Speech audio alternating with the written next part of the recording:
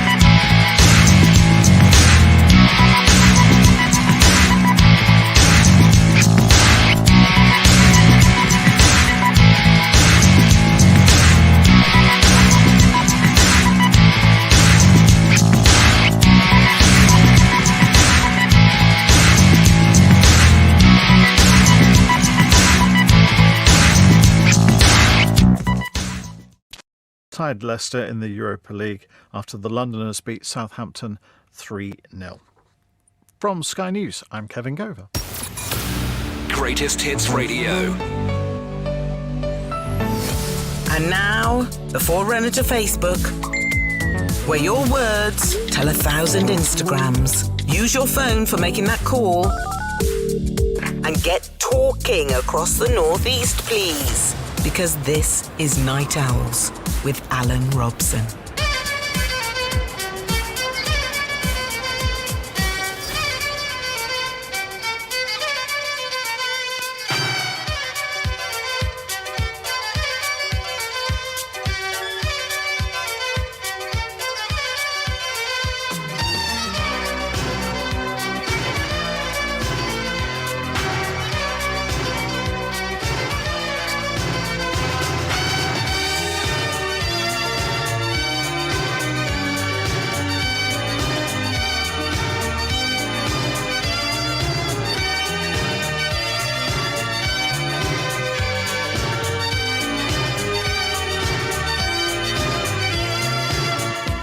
Greetings, felicitations, and similar noises from me, Alan Robson. Thank you for being with us. Oh my goodness, what a week we have had.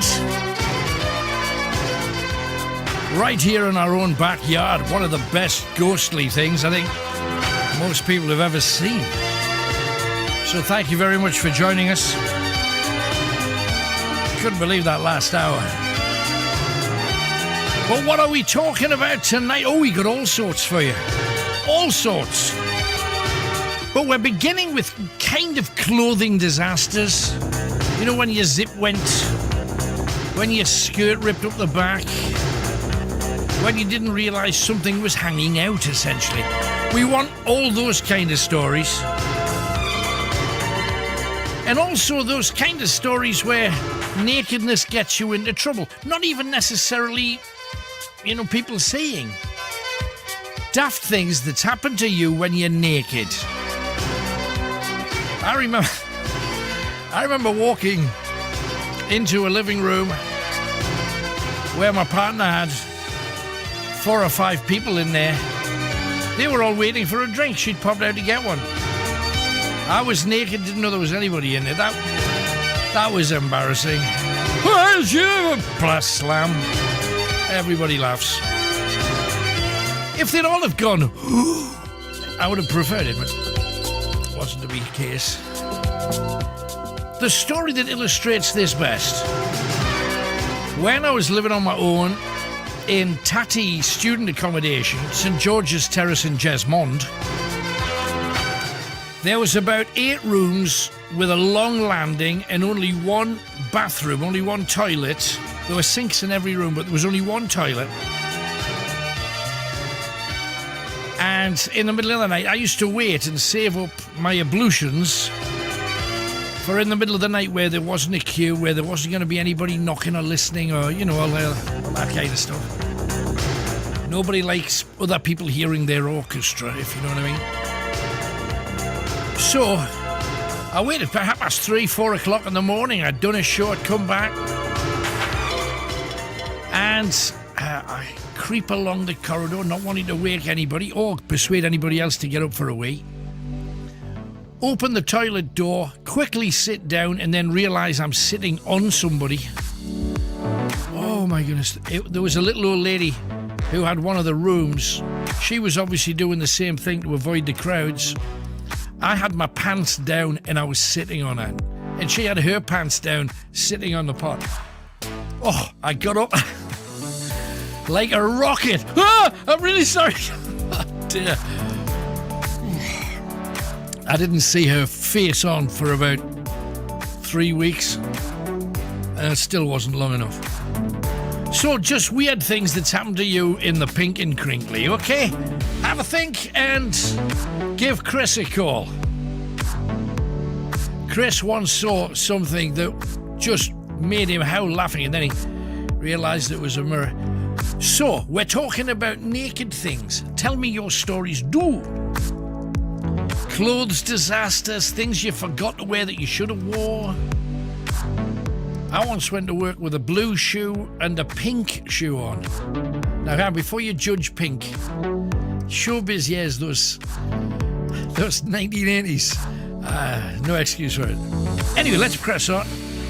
How are you enjoying your new freedom? Have you made use of it? Or are you still tied down to being locked down?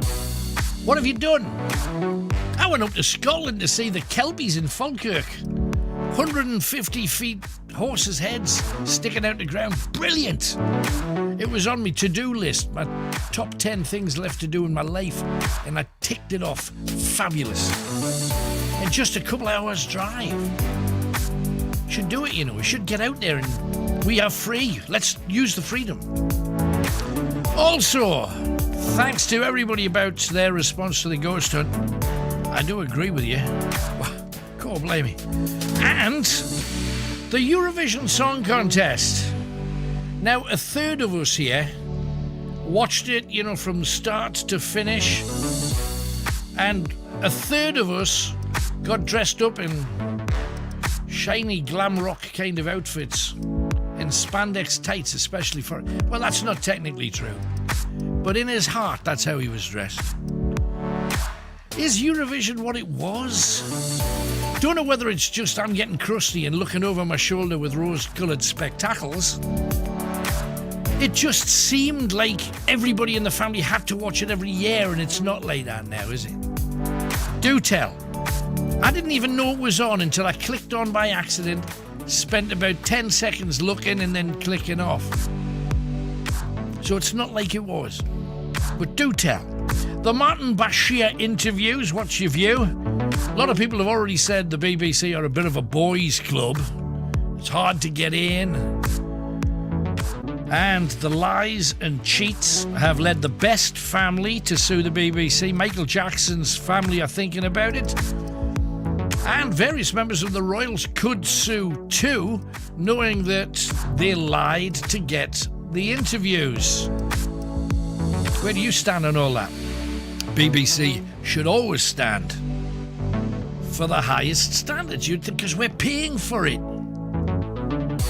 Even us across on the commercial side. Local radio right here in the centre of any region should be an absolute mainstay you can trust. The short skirts and the short sleeves. When we were out coming back from doing our ghostly thing on Thursday, we spotted all kinds of lads and lasses wearing next to nothing in the rain to try and make the most of the fact that they can get into pubs and clubs now. Fantastic. It was just good that people are having fun again. We seem to have forgotten fun somewhere in the mix. Good to know that people are going so far. And if you have been out, if you have used your freedom, where did you go? What did you see? How good was it? Tell me everything I need to know. The vegans have blockaded McDonald's. Do these blockades do any good? Would anybody that saw vegans blockading McDonald's, would it stop you eating burgers? I think not. Will it make you think long and hard about the life of the animal you're eating? Nope.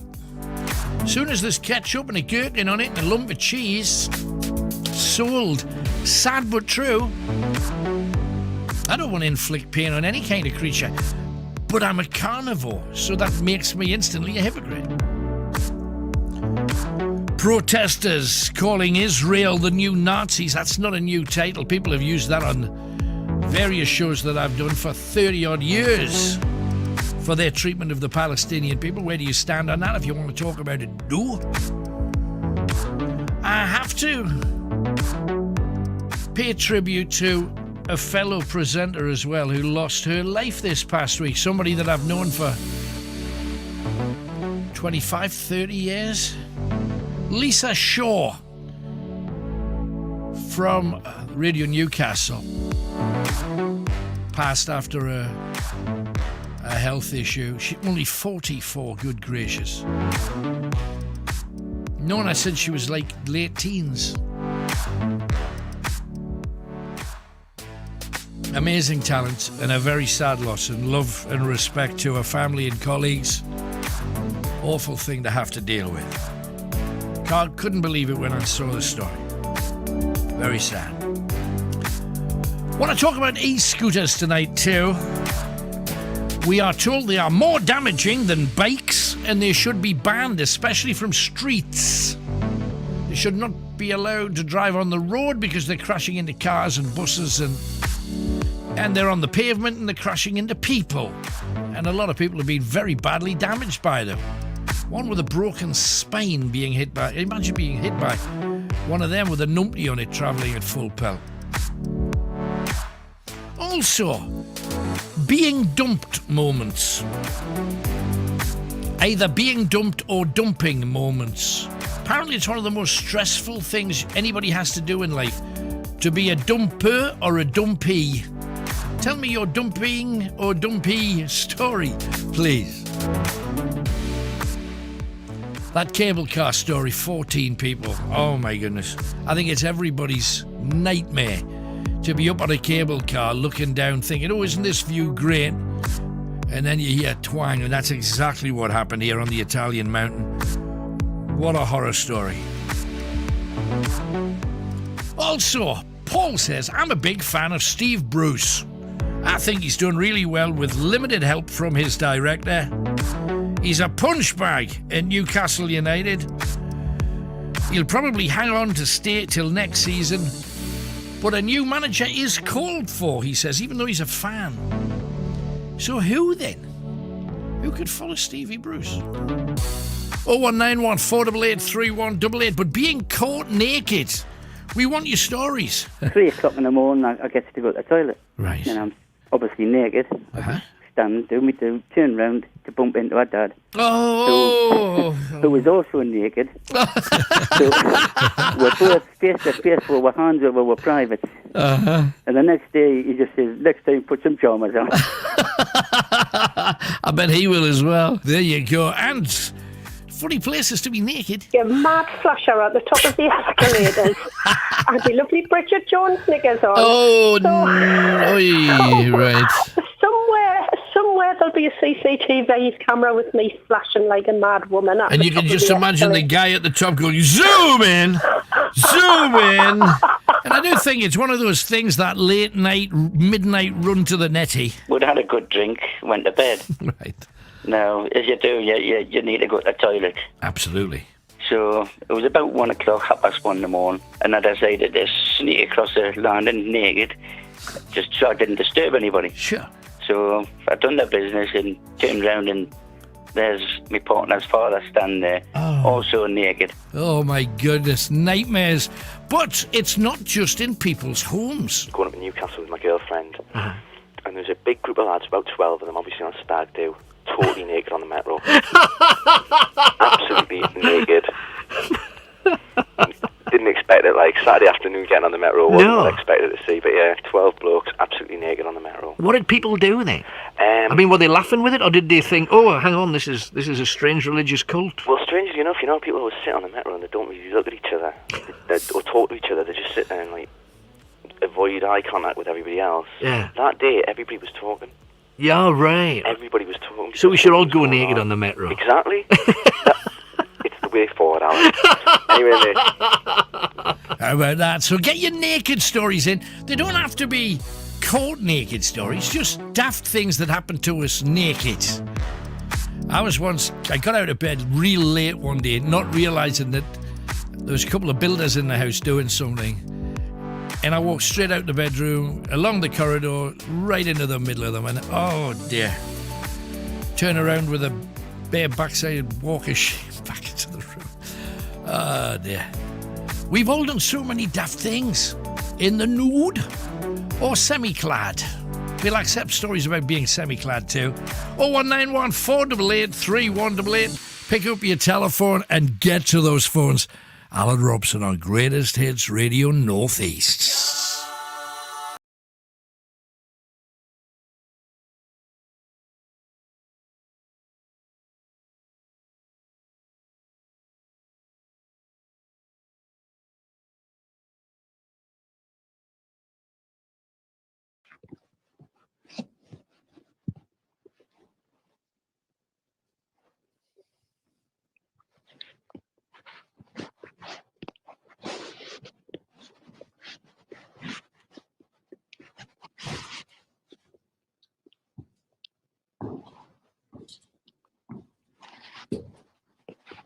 Hello, everybody. Welcome to another one of Alan Robson's ghost hunts with Robson's World and Night Owls Live. How about this? What a place. One of the greatest theatres in Britain, not just the Northeast. We've been here before and we've had incredible results, including the manager who works here literally running out of her own building. There's things here. And I hope to show them to you guys tonight. But let us get to the game. First of all, we have a team with us. Best we can get. Kenny. Yeah, it is Kenny. Now, at the very beginning, we always get the up the nose, down the throat. We're testing ourselves all the time, and we're all well. Kenny, if you just pinch the camera just for a second, I'm going to talk to you in a tick. We also have behind the camera that he's going to swap with at the moment, our producer and camera person, hello, Hollywood Tony McShane. Now, we have already caught more before the show than we ever have in any show. I'm amazed what we've got downstairs on a new night vision camera. Courtesy of Mark Watson. Thank you very much. Yeah. Mark's camera that we are calling Mark 1. I like what's on though as well. That's a what's good one. on Mark 1. Okay. But anyway, we used it for the very first time. In Dylan's bar downstairs. And Dylan's bar is walled next to one of the biggest underground cemeteries in the north. And I'll tell you the full story of that because it's horrific a little bit later on. We're going to give you a tease of what we call, I'm going to show you just a glimpse of it at the end of this half. We'll show you all of it, obviously, if you move beyond with us. But make sure that you share this footage. Share. The more people that share, everybody who does goes in. If you share it twice, you go in twice for the prize. If you share it 15 times, you go in 15 times for the prize. So it's a battle. Mind you, I'm saying that the person who shared it only once won last week, but that's just the look of the draw. You've got obviously a bigger chance. But Tony, thank you for that. Kenny. What do they win? Oh, that's a good idea. You win. That's a good point. Hey. Sure off you. We are proud with our Night Owls badges. Kenny, grab the microphone. Now, I had to come running upstairs saying, Kenny, you've got to come and see this. Yeah. It was something off Star Wars. I've never seen anything like that ever. So many orbs flying everywhere. But these are not just, it's not just, don't think for a second we're talking dust here. No. And I know a lot of people, orbs. and even I at one time thought it's just dust. No. It's Star Wars. It's totally. And not only that, even when you look off the camera, you can actually see it with your naked eye as well. You just saw things moving everywhere in there. And that's amazing. I mean, it's bound to have a history like that, isn't it? You know, the age of the place. Stuff. And also, and everybody always does that cemetery thing. Oh, it's built over a cemetery. Doom, doom, doom. Yeah. But really, downstairs, you cannot doubt that there's stuff going on down there. I'm very, very worried about going down there, I tell you. Now, and I know you're going to put us in it. I know you are. Now, it's always going to happen, Kenny. It's always going to happen. However, I've got my first job for Kenny in the dark. I found a story out just recently, and it's bizarre. And I'll tell you why it's bizarre. One of the last big stars to play here before everything ground to a halt was a good friend of mine and a good friend of yours, Brendan Healy. I love Brendan. Yeah. I love Brendan too. He took me to his home once to do some recording and bits and bobs.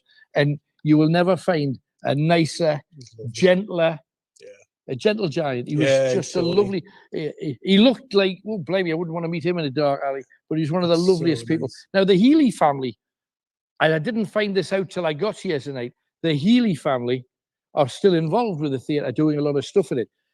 I found a story out from where we... Did you get that? Crying. Yeah. Did you hear that? I heard that. Definitely. That was creepy. Sounded like it was there. It was here, wasn't it? Was this side? Wow.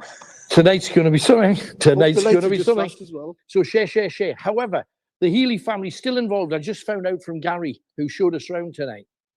Now, I found out a story from back in the late 1800s when this theatre got taken over by a man called Augustus Harris. And this guy used to run the Drury Lane Theatre, and he was drafted in to turn the Tyne Theatre into the greatest theatre in Britain. There's voices in the auditorium. Oh my word! We can't even get the introduction done because of it. All right. But anyway, let me tell you quickly about Augustus It's Harris. behind you. No, absolutely. Augustus Harris took over this place, and footsteps as well. There's stuff all over. This is going to be a juicy one tonight. There's no question. But Augustus Harris brought a prop builder with him. You know, people who built sets, and the guy had just lost his wife to smallpox. You got to remember the time, you know, before we had anything to fight it with. And he had a little child. His name was Daniel Healy. And now, who would have thought that we had a Healy story, and then some footsteps just behind you there. I saw your head spin. Daniel Healy had a little boy called Billy, little Billy. And what Billy used to like doing, because he came here building sets, his dad would be on stage hammering away, or he'd be downstairs, and it's in the cellar where we think we lost him. However, he used to like going right up to the very top. Kenny, light him up. The top of the cake. Right at the top. There you go. He used to like going to the very top with a handkerchief, with his hanky, and he'd chuck his hanky off the top so that it would float down. And then he'd come running down all the stairs, pick his hanky up, and take it all the way back up again. So we're going to set a spirit trap on the edge of the... If you... Oh, careful, Kenny, there's change on the stage. There's little handrails around the front. We're going to place a handkerchief on a rail at the top floor, the next floor down, you see the handrail? Yeah. And then the next one down, the handrail. We're going to put 3 hankies on those. And that's to see if little Billy will come and send it flying. Billy's story will make you cry later on. It's a horrible and tragic story. We got a glitter ball as well. I've just... Greatest Hits Radio. Now, whether you realise it or whether you did not, we visited the Tyne Theatre, an opera house, on Thursday night and had all kinds of adventures. Well, we are very proud to have someone who used to work there, who's just rang us up. It's Liz from Newcastle. Hello, Liz. Hello, Alan. I used to work at the old pavilion further up. Oh, the pavilion, because, there was 3 in a row, wasn't there? Was the I've sat here and counted how many cinemas there were, and it's quite an eye-opener in the city centre. Not just in the city, just outside the city centre, in places like... outside the city, you're Benwell, Biker, Wallsend, but in the city centre, can you remember down from the Tyneside, you had... The pavilion was up the way on the same side, and down over was the Isoldo. Isoldo is right, and then you had the ABC up in the Haymarket. Yes. Where the Tyne Theatre is, there was a... not where the Tyne Theatre is, where halfway up the hill of Northumberland Street on the left-hand side, there was the Tyneside Cinema, and then there was a kids' cartoon cinema higher up, and the Odeon on the right-hand side. Well, I used to work in the old Odeon when they done the gigs in the 70s. Oh, my goodness, T-Rex? Well, I don't remember seeing T-Rex, but I was there the night the Who done the famous Smash the Guitar at the beginning of the show. I remember hearing of it. All the electrics went and everything was stalled till they got the electricians on stage. Fantastic. Black Sabbath, Rod Stewart, Diana Ross, Wizard. We couldn't sell enough tickets, so I sent out into the street to try and give them really? give them away to people. I can't believe that. What a shit. Because at the time, Wizard were like number 1 with See My Baby Jive and all that kind of stuff. Amazing. Now, I must tell you, when I worked, going back the other side of town, the pavilion, I worked the gig when Slade had that Fame. Do you remember the Fame film premiere? I remember it, yes, absolutely. Fantastic LP. Brilliant music. Yeah. But as you know, when you go behind the scenes, the public don't realise how vast it is behind the screen. It's a rabbit warren, is what it is. Absolutely and completely and totally. It's so easy to get lost if you wanted to. Oh, were there any stories about the pavilion? Because I was never aware of any. There was no... when I worked at the Odeon as well, and occasionally I used to go across the road. Remember the Queen's cinema? The Queen's, of course. That was part of the Odeon. A lot of people didn't realise that. Right. If they were short-staffed, would be sent over. They all had, like, a reputation for being... There was always rumours. Mm. And obviously you don't know how true or how not if you don't say anything. Sure. But I knew it as a stall then, back when I worked at the pavilion. Stall, yeah. But they all had stories about them, but I never seen anything, but it was always, like that reputation. But when you were at the stall, it wasn't the time when they were a porno theatre, was it? Yes. Really? Yeah. Maybe the things you must have seen. The dubious characters with their mask. I was going to say, I'm just about to say, the strange things you must have seen. I'm just hoping it wasn't me. Well, that was the thing. Well, I'm seeing nothing.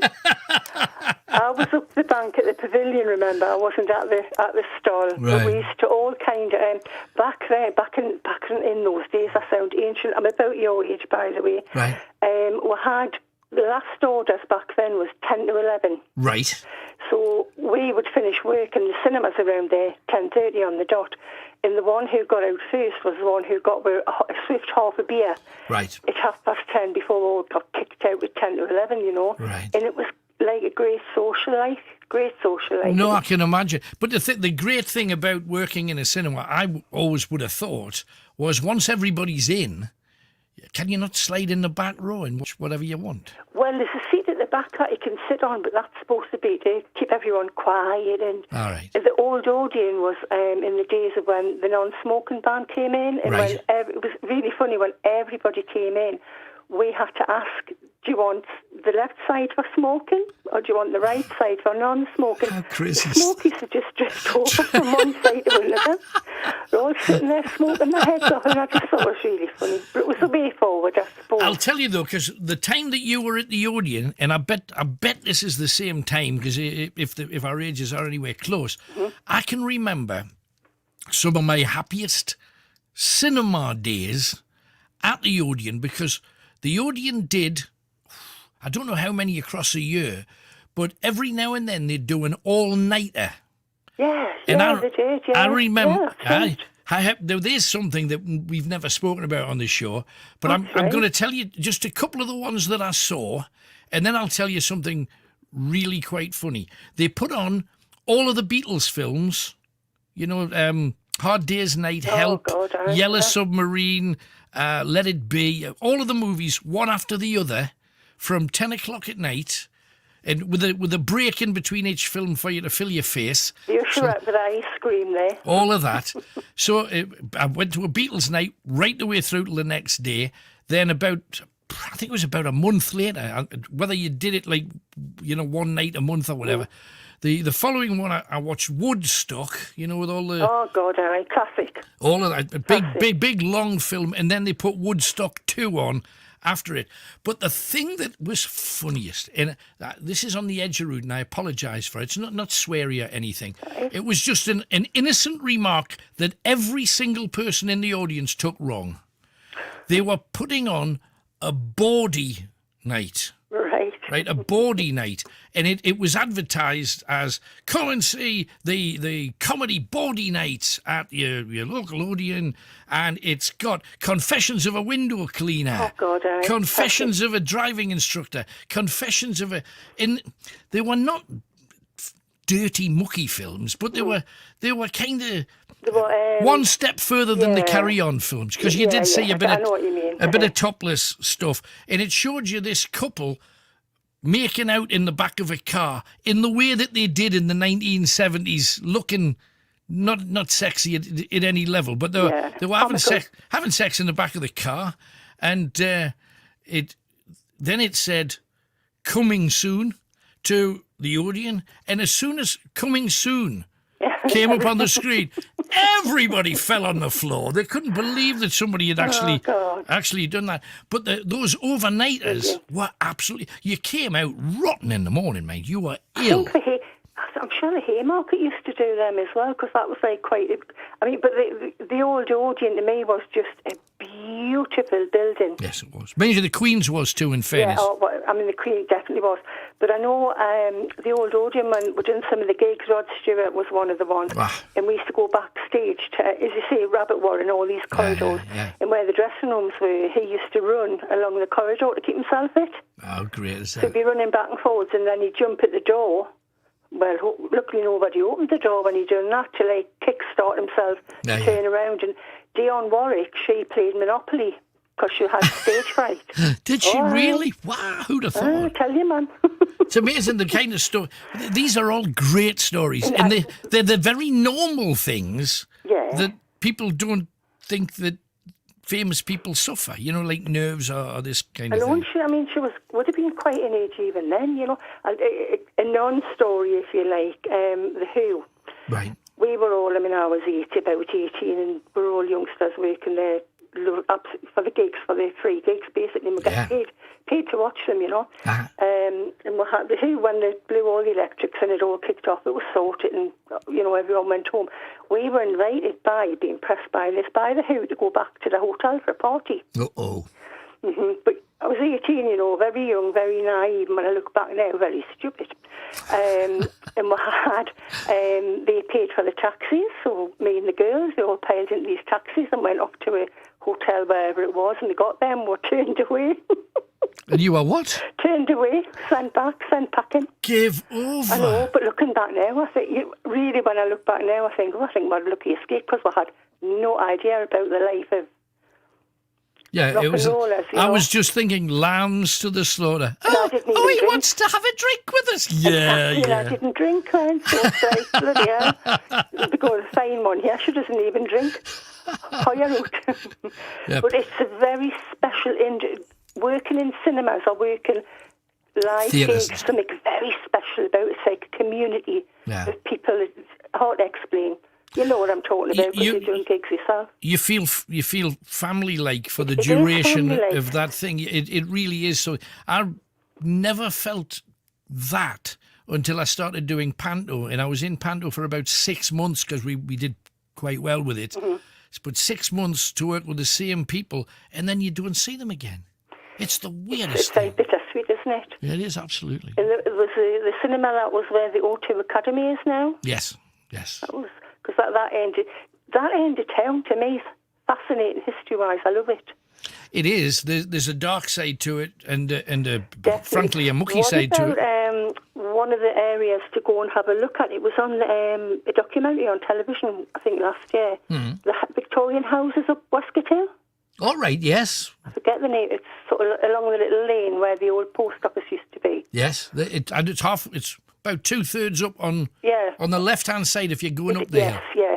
I think that would be maybe some tales to tell. It's worth a look, absolutely. You know, because I keep saying I love my photography, and I keep saying I'm going to go up there and get some good photos. You'd be surprised, because there's another bit of old Newcastle that's not on the quayside. It's just up from the quayside and slightly to the right. Right. And if you head down to the Copthorne and look for a little alley that walks up, you can get behind all of these old houses. Was that on one of your shows one night, Alan? And the gate was locked when you went down the stairs? No. I know where. No, it's the other side of the city to that. If you go down to the quayside where the Copthorne Hotel is, which if you go down Dean Street, you go right. I'll keep that in mind, because I love anything to do with that, and there's some brilliant, photo chances down there, isn't there? There's just a street that runs parallel.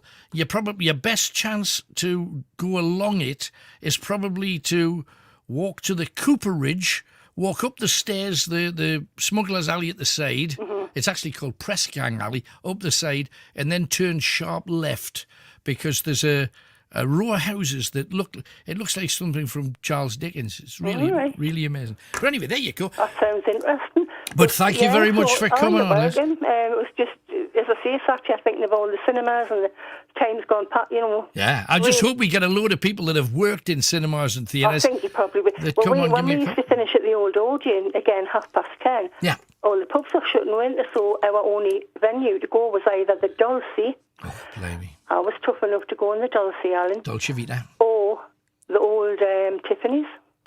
Tiffs. I got beaten up in Tiffs. Oh, never. Oh, yeah. Well, you know how at Tiffany's, behind the stage, there was a tunnel?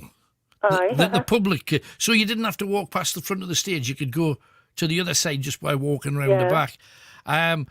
you're dressed up in all your clothes because you're trying to pick up members of the opposite. Everybody was, so don't you deny it. Everybody's there trying to score. And I walked down the back on my own with me flares on and me big wide lapels, and woke up in intensive care.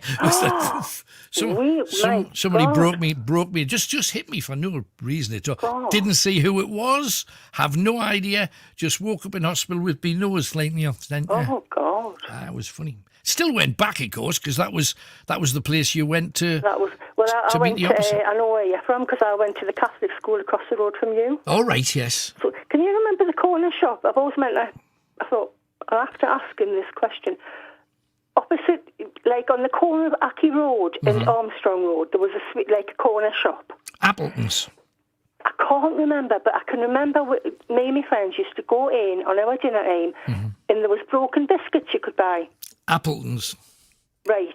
It was Appleton's, and they did that, and they did the thing where they sold homemade Lucky Bags by emptying all the jars that only had an inch of sweets left in the bottom. They'd mix them all together and call it a Lucky Bag. Oh God, happy days! I when you look back, but they were like plastic containers all with broken biscuits in, and we thought, oh, the bee's knees getting broken biscuits. And everybody was trying to find a one with a bit of chocolate on. Oh, I know. No fighting over them though. But isn't that ridiculous? How far we've come from there to here? Well, I was further along from you at what we called the Top and Bottom Park.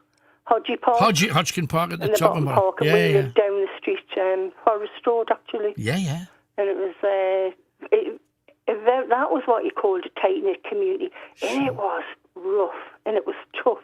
Yeah. But I say to people, what they don't get, they can't comprehend. When you are one of them, you're so protected, absolutely, and surrounded by it was just and I wish we could get those days again where we had that community spirit. The weird thing was that even the crackers, even the nasties, wouldn't do anything to you because you were on their turf. Yeah, exactly, and you were just safe because every family or every other family had someone that was a little bit maybe naughty or they'd been and it was in the. Is there something you want to tell us now, Liz? Come on.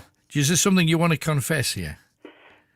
No, I was getting there. I was leading up to it. I was heading for the Bobby Shafter there for a bottle of brew ale. Oh, blimey. Wasn't that a hellhole for a while, the Bobby? Oh, my goodness. That was what you call rough, wasn't it? Like, wow. I got chased by about 20 kids I walked past it, and I was wearing segs at the time. Oh, so you cannot walk past anywhere quietly. No. And because I was a hairy person and all of those were skinheady people, I got chased for about 2.5 miles. Terrified that I was going to get caught and thumped. And you would have been fit to job. Oh, my goodness. It was just a different world, that has to be said. I know what you mean. It was, people like, oh, God, it's like, no, you don't. I was like from further along where the old cattle market used to be. I was from off Scotsford Road, right, and my family were on Scotsford Road, and I don't know if all the high-rise 14-storey flats around the park in Cudgess Park. There were 7 of them, and they were built when the run-down places were pulled down. Yes, yeah. Elske's Terrace is where my granny used to live, and they were all pulled down, and they were all rehoused into this. Of course, they'd never seen out like it. It was absolutely beautiful compared to what they'd come from. Oh, absolutely. And mind you, some of them quickly turned it back to exactly what they came from. That's the sadness. What's left of them, because they pulled half of them down, haven't they? They have, absolutely. Hey, but lovely, we could go on all day, Liz, yeah, you and me. I know, I'm terrible. It's all right. Thank you very much for listening. No, thank you, darling. I've evoked a few memories for other people to phone in. I think you have. Thank you for calling. So there's Liz. Have you ever worked at a theatre or a cinema or live gigs? And you see the people she's hung out with? The who, for heaven's sake? Beat that if you can. We talked about naked. Ooh, Helen's been naked. Hello, Helen. Hiya. Hello, darling. What's your story then? Well, I was about 18. I lived with the grandparents. They were a bit of, prudes. Different generation to you, though, in fairness. Yeah, I wanted to see the boyfriends. So, pretended I was at a friend's house. Uh-oh. Things happened. Took my top off, and his brand new puppy took a big poop on it. Oh. So. Oh, dear. Yeah. The next day I had some explaining to do when I went home with a 6'4" man's T-shirt on when I was sleeping at a 5-foot friend's house. Did you not just say it was his dad's or something? I said it was his brother's. His brother's. Her brother's. But the brother wasn't much bigger than it. Right. Oh, blimey. So, I was just thinking, you sneak away, you're going to do, it's the sexy, because it's half of the excitement of it is the sneaky bit, isn't it? No, it's that, oh, I'm getting away with it. But to know, whatever happens here, I'm captured. Yeah. And I can't think of anything less sexy, because you think, she's took her top off. All the men listening, in their head, they all cheered. Hurrah! They said, hurrah! And then you think, but with a dog turd in the middle of it, no, I'm sorry. Yeah, I think we kind of suspected after that. Yeah, it's not a good look, is it, really? No, it really isn't. You know, like leaving the house in a T-shirt below me. Yeah, but I'm betting it was your nice one so you could really strut your stuff with a bad... I know how it works. Oh, what a shame. What a shame. And then 2 months later, I had to admit I was pregnant. That was a bit of a giveaway. You mean even the dog turd didn't put him off? Is he an animal? He's an animal, that man. Well, I wouldn't say that to his face. But it lasted 22 years, so in the end... Hey, that's all right. I'm just thinking, Rover, do another one. I don't care. I love this man. No, terrible. Yeah, bad story. But you then had to go and tell your grandparents that you were pregnant. I mean, how did they take it? Because you mentioned they were prudes. Not too good. Jeepers. Not too great, but they come round and they loved that a bit when she was here, so that's the main thing. It probably took the 9 months to win them round, though, did it? Yeah. Because it's a tough call when you're 6 weeks and you've got to say, but you love the baby when she's here, you know. Because I had grandparents that, they didn't like to see anybody kissing. And I think I'm one of the few that I don't care if somebody kisses somebody passionately anyway, because it's nice. I'd rather see them kissing each other than smacking each other. Do you know what I mean? I'd rather have the lovey-dovey cuddly bits. But but my grandparents were, some guy just kissed his girlfriend on the cheek when she got on the bus. And I was with me nana. I was only really probably about 6. And she went, oh, look at that. They should save that till they're behind closed doors. Yeah, times have definitely changed. Have they not? Especially when you're late at night at the end of a nightclub session saying what somebody's doing to somebody else over a dustbin. You know what I mean? This is a different world, well and truly. My goodness. But, I mean, have you been caught naked since? Or was that your grand moment? No, I've not been caught since. Luckily. That's great. So, hey, well, fab story, Helen. Thank you very much for joining in. Please appreciate it. Thank you, Alan. Take care, love. Bye-bye. There you go. We knew she was naked. Oh, hang on. I think we are getting somebody else who has worked in the theatre. And it's Sando from Wallsend. And let's go across to Sando. Hi, Sando. Oh, hello. Hi, Alan. How are you? I'm wonderful. Now you're on. So, what's your link with the theatre then? Well, I used to work behind the bar at the Tyne Theatre. Oh, there you go. And I had a friend who I went to school with, and she worked there for years and years and years, and they were wanting staff. Right. And I had worked in pubs before to say, do you fancy, joining in? Coming to work there? And I said, yeah, why not? And I just used to work like at a weekend, and I loved it. It was great. But a funny story I remember on one occasion when I was there, people used to come in before the show started, and you could order like drinks for the interval. All right, yes. And we used to ask the person's name, and you would put like a piece of paper under the drink, and they knew where it was. Right. So this couple came in this night, and it was pretty obvious that the guy wasn't used to going to theatre. Right. And he's standing there, can I help? And he says, can I order some drinks, please, for half time? Well, all of a sudden, his wife just gave him such a dig with her elbow. Interval. And I was laughing, yeah, of course. And you could see she was furious because someone think I'm going, you've embarrassed it. I'm not going to a football match. What do you think this is? You're at the theatre, I know. And then when you mentioned about these late night films, I went to see The Exorcist. Oh, there's a film. Well, I bet they had like St John's ambulance people waiting for you to collapse and stuff. I was absolutely bricking it, and it was. I had been up the town, and when you said 10 o'clock, you used to shut the pubs. I think about 10:30 then. They did. So we had gone up there for 10, right? And me and my friend, and I don't know what possessed us. I don't know what possessed us. Brilliant. That wasn't the right choice of phrase there, was it? Sorry. That's funny. To go and watch that. And when we came out, she lived in a different part of Newcastle to me. Right. And we were sharing a taxi, but neither of us wanted to get out first because we were both scared. And I shared a bedroom with my sister. We had single beds, we shared a bedroom, and my sister had long hair. And I remember when I got home, waking up during the night, and she was a bit restless, and she turned around, even with her hair being long and the same colour. All I could think of was when that head spinning. When it turned around. The spitting head. Ugh. Was bricking it. Yeah. And I kept saying, well, what kind of an idea was that to go and watch that late at night? It was full on. I mean, even to this day, I think it's the most full on horror film I've ever seen. It was right there, wasn't it? Well, I think that was it. Yeah, I don't watch many horror films because I get too scared. But I think I really wanted to see it because everybody was talking about it. Absolutely. And I think it was a novelty as well of going at 10 o'clock at night when go to the cinema late. Yeah. You know what I mean? Well, it was just exciting because it's something that I hadn't never done before. I know, I hadn't either. No. And then that lady was saying she had worked at the Odeon. Well, I've told you about this before. One of the people I saw at the Odeon, one of the best acts I ever saw was Diana Ross. I think I told you this before. Amazing. And she was absolutely fabulous.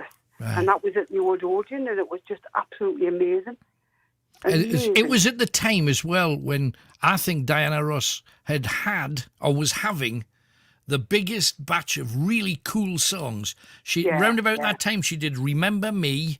She did I'm Still Waiting. She did a song called Surrender, which I still think is one of the sexiest tunes ever. I mean, there were just great songs around that time. And it was hit all the time. I know, and there was like 2 performances, and we went to the early one, and because we could go out afterwards.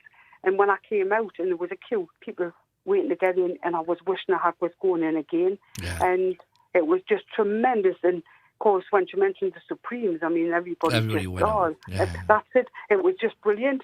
And it was just that caller there. It reminded us, I thought, hey, Craig, I worked at the Time Theatre for a while, and then the Odeon, and went in there. So that's all. It was just really just a pick up on that conversation. Sando, I loved it. Thank you very much for coming on. Okay, no problem. How good is that? Fantastic. Tell you what, it was the Eurovision. Now, I know not all of you were excited about it. As soon as I mentioned it, Tony's ears prick up and he's dancing again. So we'll calm him down with a Eurovision tune. But first, let's talk to somebody Eurovision-y.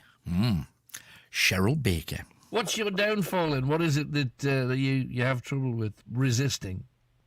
What's that lovely saying? I can resist anything but temptation. Right, yeah. I like a glass of wine of an evening.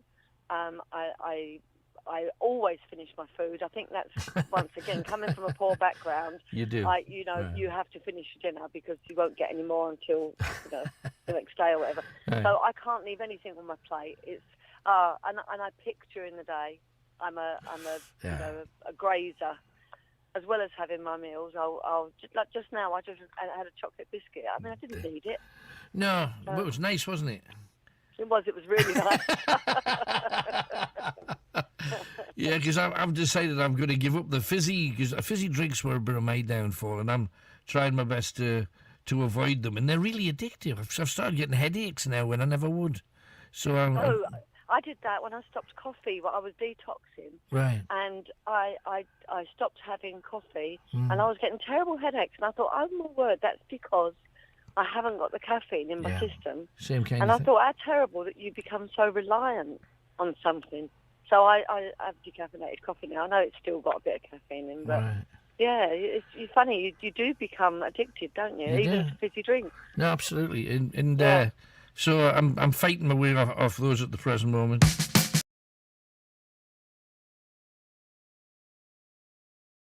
Your first challenge, leave the mic with me.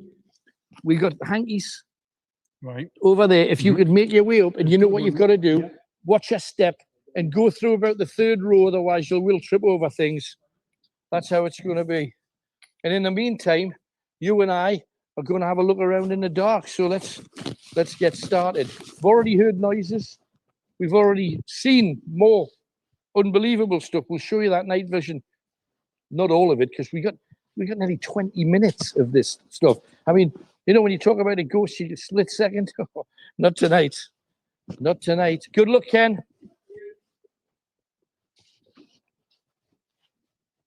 If you don't come back, there's a panto on the 27th.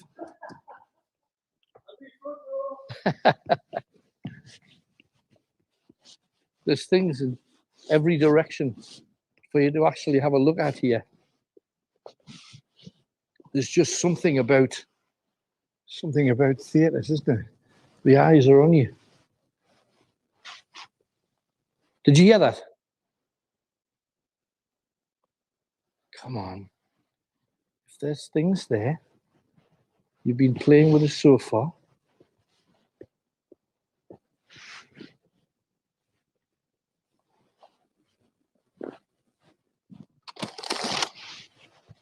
I think somebody's left their bait.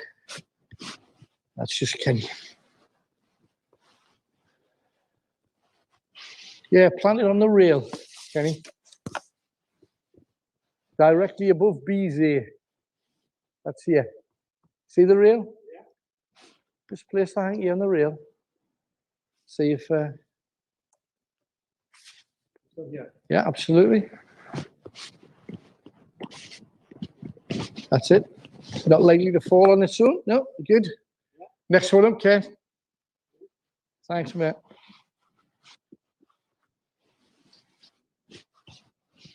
Did you hear that? Woman's voice. Woman's voice.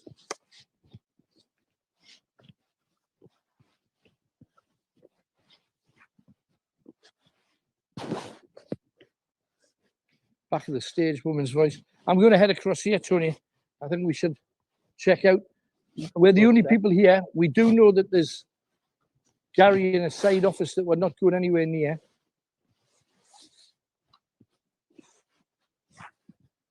Do you want to come back down? So I'll come down then. Don't know whether Kenny can find his way past the first one.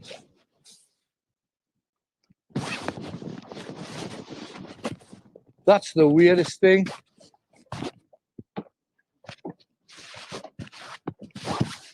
I've just seen something like, oh, there it is. Just like a whiteness. Look, do you see the electrical gear at the back? Do you see it moving? Oh, yeah. What the hell's that? There's no reason for it to move. There's no reason for it to light up. But there was something, and it seemed to go at first floor level, just across there. That was weird. Kenny said that he saw something white before, but you don't know whether just because you're in a creaky theatre. You found it, Ken. Good man. Right at the front, that boy there, you see him? Great job. Sponsored walk.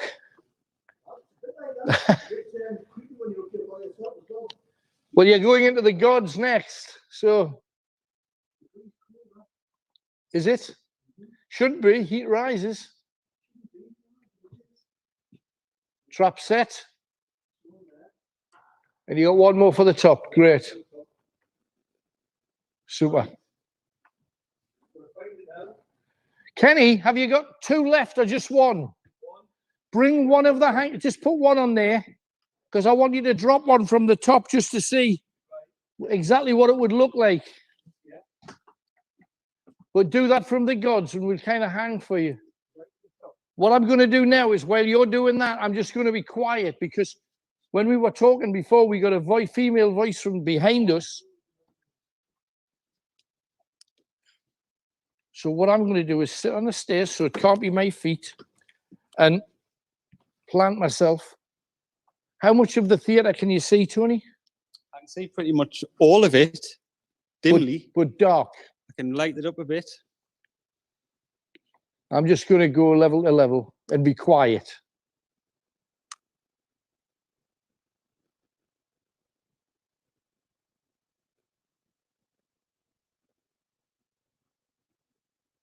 I've just seen an actual orb on the floor below.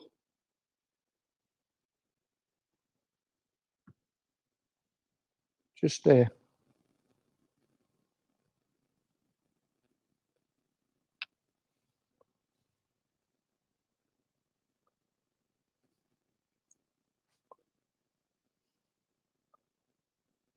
I'm being attracted to that middle bit.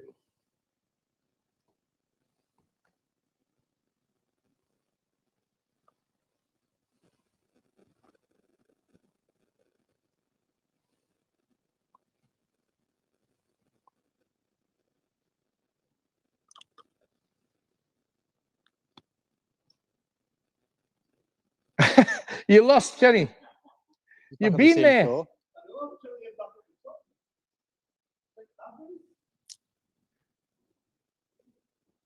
This sounds creaky up there. I'm going to try down here. See what we can see on the levels.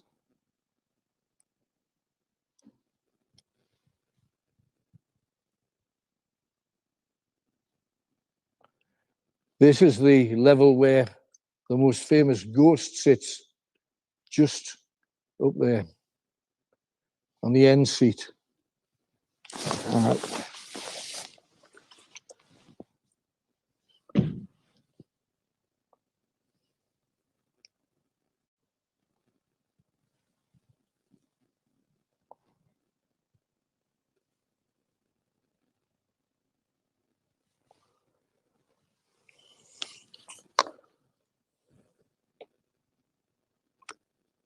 Just heard a thump behind you, Tony. Did you hear it? Mm-hmm. Yeah. There's lots of noises. Did you hear that? Oh, I can hear Kenny. He's found it. Oh, he's there, is he?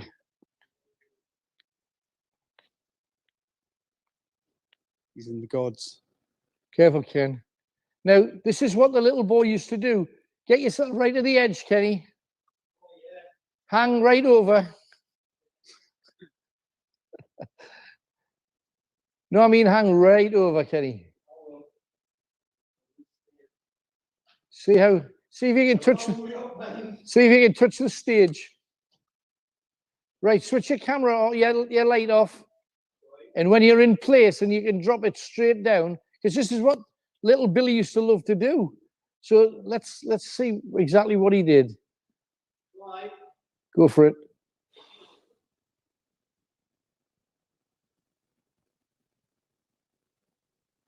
It just fell in the gallery next one down. Boss Thomas Tuchel says he'll take plenty of satisfaction from that eventually. Tomorrow a lot. Today we loss feels never good, but okay, we did like you say, we did the main target, and there's nothing to worry about now, nothing to regret. Liverpool also sealed their Champions League spot with a 2-0 win against Crystal Palace. Manchester City lifted the Premier League trophy following their 5-0 thrashing of Everton. West Ham will play in the Europa League after the Londoners beat Southampton 3-0. And a 31-year-old man's been arrested after Rio Ferdinand was racially abused while he watched Manchester United's win at Wolves. From Sky News, I'm Daryl Jackson. Thank you, Daryl. And last minute there, headphones. It was a bit edgy, so apologies for that. I've just sent Hollywood McShane, producer to the stars, a copy of a picture I took of the Kelpies. Now, if you don't know what I'm talking about, in a place called Falkirk in Scotland, they built these things, and they're as tall as the Gateshead Angel. And they're beautiful things. And if you go there now, you can have picnics, and it's a day out kind of picnic spot. So I'll try and show you that picture in the fullness of time. So that's coming your way. But I want to start giving you the chance to win one of our last Night Owls mugs. Yeah, running out of them. So, if you would like to win one, all you have to do is work out what links 4 words together. Something links 4 words. First of all, you've got to find what the 4 words are, and then tell me what links them all together. The first clue is this. Noise made by television's Batman when he punched somebody. Usually a word came up on the screen. What was that word? A noise made by television's Batman when he punched somebody. Okay, that is your first clue. 3 more clues to come. I've been a devious person tonight. Whether you'll work it out, I'm not sure, but we'll see. And Venus has been on as well. She says, Alan, I'd pulled my net curtains across to watch the rain. I just hadn't pulled them back. And I got out of the bath in the morning, went upstairs to get dressed, saw the net curtains were still open, so reached up to close them just as a bus was passing. As I reached up for the nets, my towel fell off and I was stood there with my arms up, bearing everything. A young lad on the top deck of the bus saw me, jumped up, shouted to his mates, who all jumped up, and they were all laughing at me as they caught the last glimpse of me as I dived down under the window. I pulled the towel back round and stood back up. The 3 lads were whooping, cheering and clapping. I laughed and took a bow. P.S. I get dressed downstairs now. P.S. If you read this out, a lot of people would know who I am because I told them on Facebook. There you go, exhibitionist Venus. There you go. And she was shocking in blue.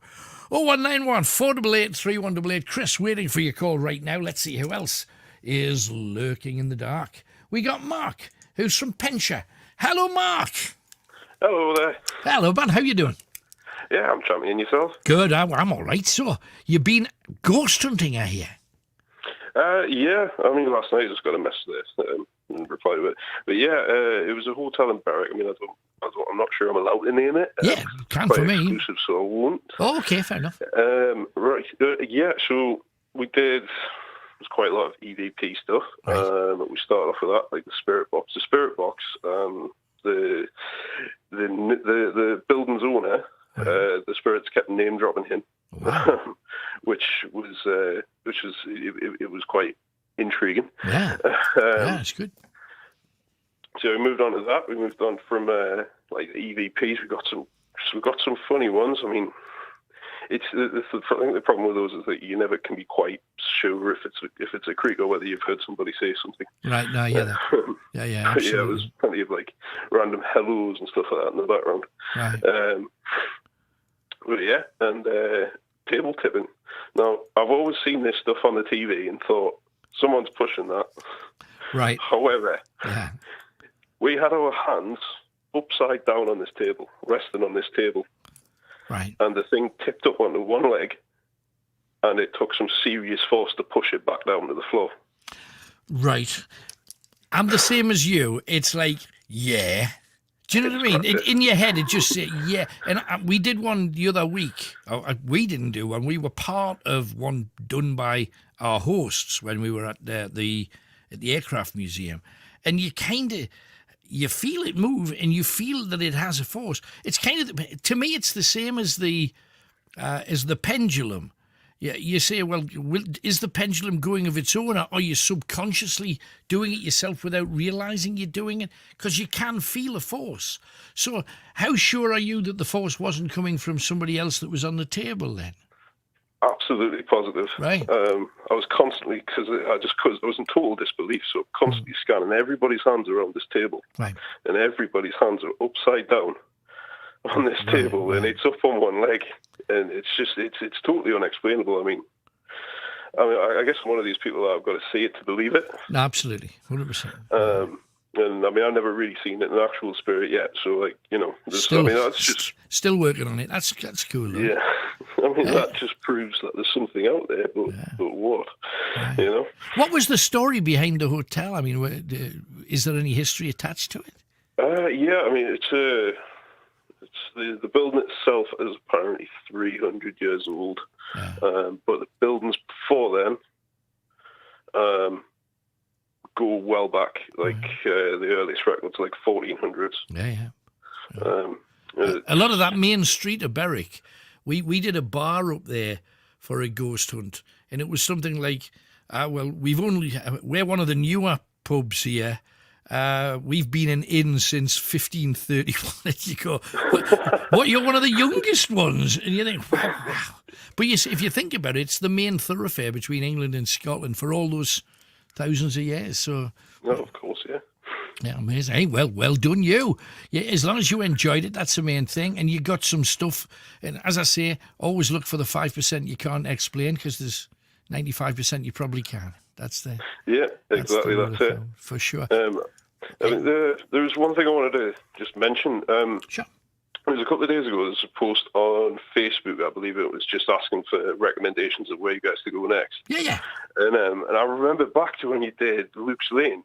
Oh yeah, it was quite a lot of haunted houses. Yeah, absolutely. And it was a lot of like historical stuff, like Vikings, etc., and stuff like that. Okay. So I just thought that would be absolutely thoroughly interesting if you could get a few people to agree. Right. I guess to let you investigate their houses for the night. That's a good shout. If we can get enough people to do it, we'd absolutely do it. But we'd want to do it. We don't want to do it blindly. Well, I'm not doing anything on Thursday. Why don't you pop round? We'll give you I'd want something with a bit of a story attached to it. But, I'd be up for anything like that, because we got bombarded last time we were there. Even after we'd been, for about a week to a fortnight afterwards, people were coming on saying, I live in Luke's Lane, this has happened, and this has happened, and that's happened. So, we're up for all kinds, so why the hell not? Why not? Hey, good stuff, Mark. Thank you very much indeed. Not a problem, sir. Good man. Bless you. Thanks a lot. And don't forget, we aim to be taking some of you pretty damn soon. We're every week, I say, this week, next week. When can we do it? 01914 488 3188. And we have, blimey, it's the Mad Butcher. It's Bill from Seaham Harbour. Hello, Bill. How are you doing, mate? I'm good. Good to hear from you, man. 1999, yes, me and you. Yeah, I remember. We used to be on every weekend. Fantastic. Fondly, and, bless you. I found you by luck. And because I was supporting you when they were closing down. Yeah. When, as you know, I used to have a wee crack on with you and everything. Yeah. But I lost my butcher shop after 19 years. What happened?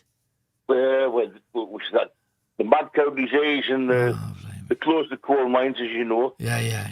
But my brother died in the house fire. I'm sorry. That's awful. But one of the firemen that was trying to save him was in the good line, and for the last 19 years, I've been working in the courts with the young people and the families. Right, blame me. I could tell you loads of. I'd love to come and tell you the stories. It's absolutely unbelievable. I mean, nothing shocks me now, Alan. Yes, nothing shocks me. I still got my sense of humour. I live on my own. Right. No shocks is made. Now I can imagine you're getting life in the raw there. I bet you. Well, I mean, I work with the worst of the worst. Right. But I work on the philosophy is when you're down, there's only one way up.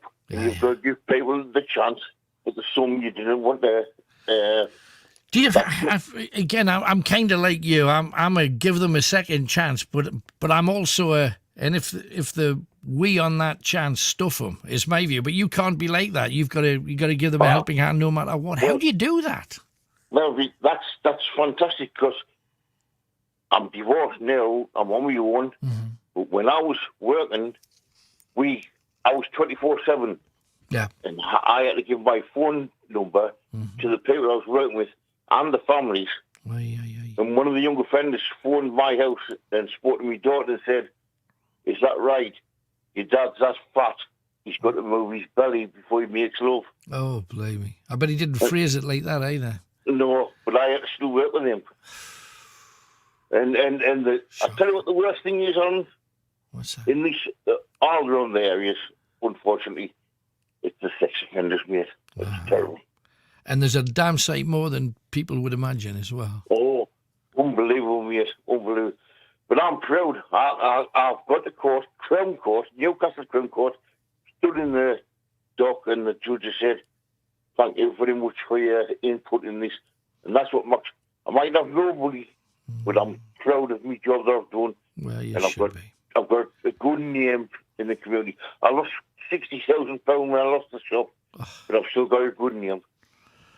It's, bad things happen to good people at times, and you'll rise again, man. You'll rise again. Oh, still tell me jokes on them. There's no question about that. You're not going to change your personality. Oh, no. It's just the business that you're in's a heavy one. It's got a lot of stress attached to it as well. Blame me. I mean, I woke up this morning with this man. I says, I'll finish with this wife.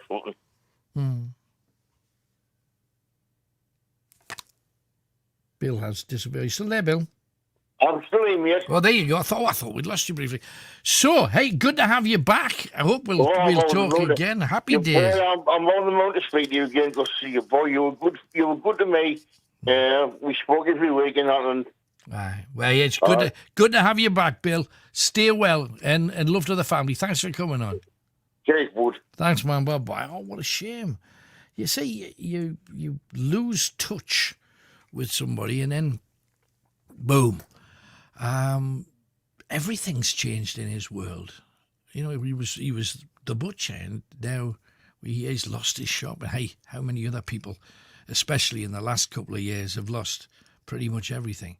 Tough thing to do. David, oh, blimey, that's a long note. Really enjoying your ghost hunts. That's good.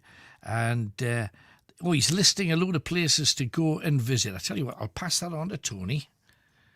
And I know you're all thinking that's so you don't have to read it. No, it's not. That's not the reason.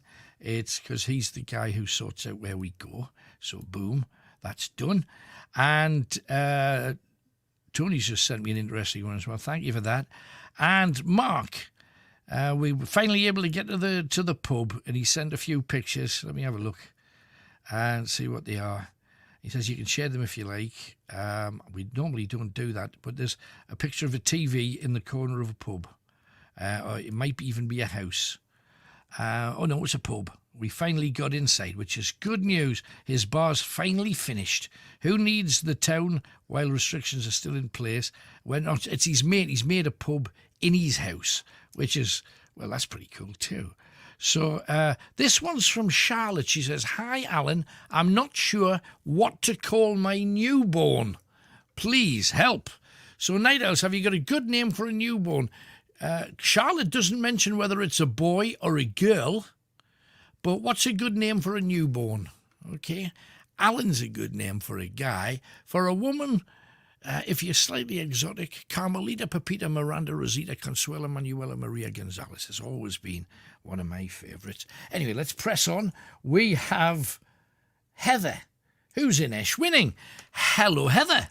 Hello. Hello, darling. What can we do for you? I'm just suggesting Vane Tempest Hall for a place for one of your ghost hunts. Oh, Vane Tempest Hall. Tell me more. What's the story? Well, I don't know much about the history of it other than what's basically around online. It was a militia barracks in the 1800s, and then it was a smallpox hospital and a fever hospital after that. But we did a community there was a guy who runs a sports hall down there, put a community night on for families, and he got a lot of actors in to dress up and scare people on Halloween. Great family night, very scary. But he wanted to put me in the big hall at the end, which was the mortuary body storage place for the fever hospital. Yeah. And I wasn't going to stay in there on my own. Not a chance. It was absolutely the most weird atmosphere ever. My husband came with me. How many were in there? Just you, or you mentioned your husband? Anybody else? Oh, there was a good few of us doing the performance, but they had various people in different rooms, sort of jumping out at people and various things like that. Right. It was all very but this was sort of a make pretend spooky night that we were doing. Right, I see. Right. Yeah. But what he initially said to me was, "I want you to go in the mortuary bit," and we walked along there, and it was like a fridge. It was horrible, and it wasn't cold. I mean, all the heating was on and everything. Yeah. And I just thought, I don't like this. I don't want to be in here on my own. And we're going to be in the dark. Isn't that odd though? When you're in a building that's hot and it's got all the heating on, yet you walk to an area and all of a sudden it's freezing cold. Because I don't know how you could make that happen. Do you know what I mean? Well, you can't, and I mean, my husband sat here with me now, but he didn't want to go in there on his own either. There was just something very strange about that room at the end. I know there's a lot of local ghost hunt organisations and bodies and groups and things do ghost hunts in there, and there's a lot of feedback saying what they've seen, spotted, encountered. So I just thought, I wonder if it's one maybe worth a look. I've got it written down. We'll look into it straight away. No worries, because we're out every week, so we might as well look in every corner. Why not? Let's do that. Well, it's just, I mean, it's a fab place. There's loads of businesses and things in there now, but there is definitely something very strange going on. Right. Hey, well, good that you tell us about it. Thank you so much, Heather. Thanks for coming on, love. No bother. All the best. Bye-bye. Okay, ta-da. How about that? Now, we're going to be talking to Glenn very, very soon indeed. But before that, let's have a ghost story. And this one is a blitzer. This is a corking. It's not just a ghost story. It's kind of a film waiting to happen. I was talking to the drummer of Free and Bad Company. His name is Simon Kirk. And expected him, you ask whether they've seen a ghost. You expect somebody to say, I saw a figure once. Not Simon. He had a lot more to say. Ever seen a ghost had a strange spooky ending? Yes, I've had a couple of strange paranormal experiences. What's the most vivid? I was in Brazil, and I was living down in Brazil, and I was going out with a lady. This is back in the mid-70s. And her ex-husband's mum was a Macumba witch. Macumba is voodoo down in Brazil. And one night, very, very late at night, early in the morning, I heard something scrabble across the roof. And I went up, and there was no tree boughs or nothing. It was just air, nothing above the... And I went back and heard it again really loud. And my girlfriend at the time was freaking out. She started banging her head against the wall, bleeding. And I just felt this cold air. And I went... It was this samurai sword hanging on the wall above the bed, and I grabbed it, and I just went all through all the rooms screaming and cursing. And I whacked it over the sofa, and it broke in half. This samurai sword broke in half. And my girlfriend fainted, and the spirit, whatever, had gone. But we found out later that the old lady had sent a little curse to try and split us up. So that was a real thing, yeah. That is, whoa. Forevermore, you will now be the cursed Simon Kirk. Fantastic. Simon Curse. Okay.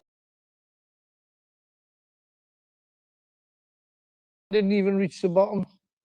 No worry. Hopefully Billy can do it better than you can. Mind you. Hang on a second. Tony, do you remember he put a hanky there? Did you see it? Yeah. He put a hanky. I can't see the hanky that you put on the next one down. Oh no, it's gone. It's gone. It's gone. Is it on the floor, do you think, or on a chair? Do you think it's dropped? I don't know. It's not there though. It was there, wasn't it? Didn't you put it right in the front? There. It was definitely on there. There. Well, I can see that one. That's ridiculous. That's a result immediately. I know this is a bag.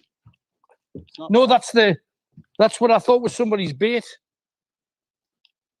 But it's not there. Oh, it's here. Yeah. Result. Is that it? That's it.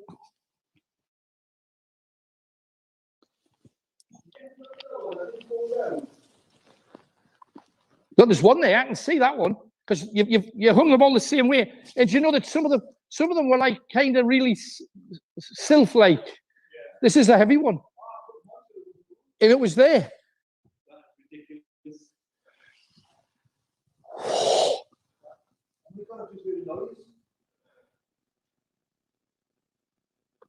Are you all right to stay up there? Can you knock your light out? Can you sit at the back though? Because if you move around a lot, we're going to get lots of creaks and stuff, you see. Great. Well done, Kenny. And what I'm going to do with this then, let's just put it here.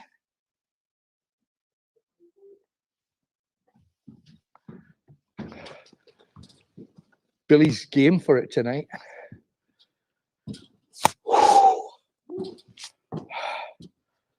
Everything. Oh, I don't want to say too much. Is that wood? Touch wood. Everything. Was that you with the light, Ken? Right. Try to avoid it if you can, and if you don't move about, because obviously we'll hear you. Hear your feet. We'll check with you real soon. Okay, man. Watch your step, Tori. There's stuff on the floor here. Right. That's amazing. I mean, everything we've touched so far. This is lit, so you might not need your lights. It's an absolute rabbit warren in here. Places that I've used myself. Watch a bit of telly. Chill out before you go on stage. If you come in, there's a mirror. In fact, that's a good idea. There's 2 mirrors in here. So what I'm going to do is, this one's being used as a, so you can come in, it'll be dark if you come in. Lose signal because it's a bit blocked off in here. Check it. How are we doing? I don't know till it goes off. This is one of the things that's happened on these coaches. All the stars have been here. I've interviewed loads of celebs in this kind of place where the odd wee in the sink people do. It's happened. Just with there being mirrors in here and TV screens, I didn't know whether you're flickering a little bit as well. Just want to show you what we've got, and then we'll. Oh, dear. Right.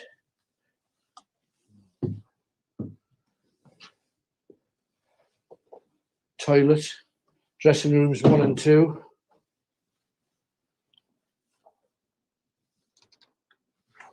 We're not going out the emergency exit. Here we are again with pictures of the Stoll Picture Theatre. It was a porn theatre for a little while. Paul Robeson with Elizabeth Welsh in Big Fella. Was that the porn? No, that was. It should have been. Paul Robeson, famous, of course, for Old Man River from Showboat. Jack Payne and his orchestra playing on the Stoll Picture House stage, and that was the poster outside. Fantastic. The amount of people that have played live here. Little proper toilet. It just shows you this is the stars dressing room, and through here the co-stars again, amenities, sink. You know, you talk about the thing that's synonymous with showbiz. I don't know. That's what it is, isn't it? You know, that's what it's all about. Putting on your slap. I was always, that was me. I was always useless with the makeup. I ended up looking like an orange, but it was the best I could do at the time. So as you see, there's stuff everywhere here.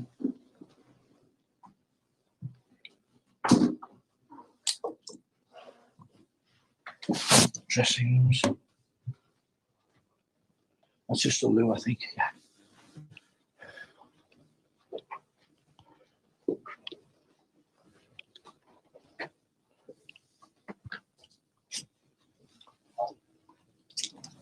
In every direction, theatres are just. I heard a noise behind you there, Tony.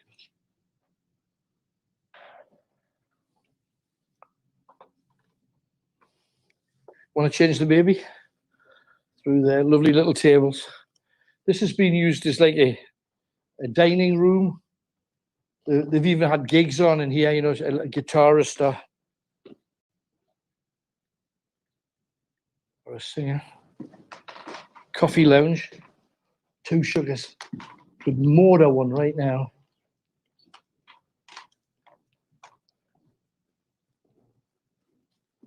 And I must admit, if you haven't shared, don't forget you win the prize, of course, the Night Owl badge.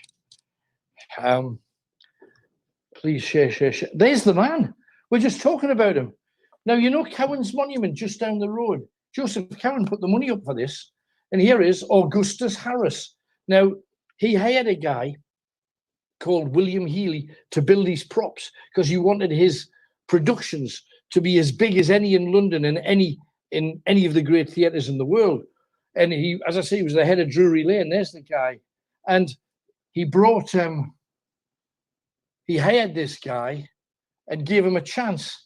Now, Healy's wife had died of smallpox, and he had a little child called William who was born with a congestive illness, and the doctor said he'd be lucky to live till he's 5 or 6. Well, he got to the age of 4, and his dad and the bairn were both determined to beat this thing. And he was a lovely little kid, and while his dad was building all of these gadgets, the little boy would run around, and he became a favourite of all the staff. Used to look after the bairn and love him and bring him treats and feed him and play with him and all of that. He became the pet of the theatre. And then one day, while William was working away on a huge pantomime set, suddenly he looked around and Billy wasn't where he was supposed to be. And he was downstairs in the cellar where all the works, all the gubbins to raise people onto the stage, to move things about down there. 35, 40 minutes, so get ready for that and see if you can work out tonight's puzzle. How much of a genius do you feel? We're dealing with kind of caught naked or daft things that's happened to you and your body while you're out and about. We want all those kind of stories. We got a whole batch I'm going to share with you a bit later on. But for now, let's cut across to Barney. Barnard Castle, we've got Glenn there. Hi, Glenn. Hello, stranger. Hello, good to hear from you again. How you been? Do you know when I last spoke to you, Alan? I do. It was Halloween. It was a long time ago. Mind you, I would imagine the live show. You're back to work again now. No, Alan, I've not bothered. What? What's happened? Well, just the way the hospitality industry is and stuff. I wasn't too happy how things were going. June, September time. Right. So I actually packed in because I was manager of a restaurant. And I packed it in 2 days before the government restrictions. Oh, what? So I should have stayed the extra 2 days and they've got all the furlough and been paid. But no, I left. I'm trying to, 22 years I've been in hospitality, so I don't know.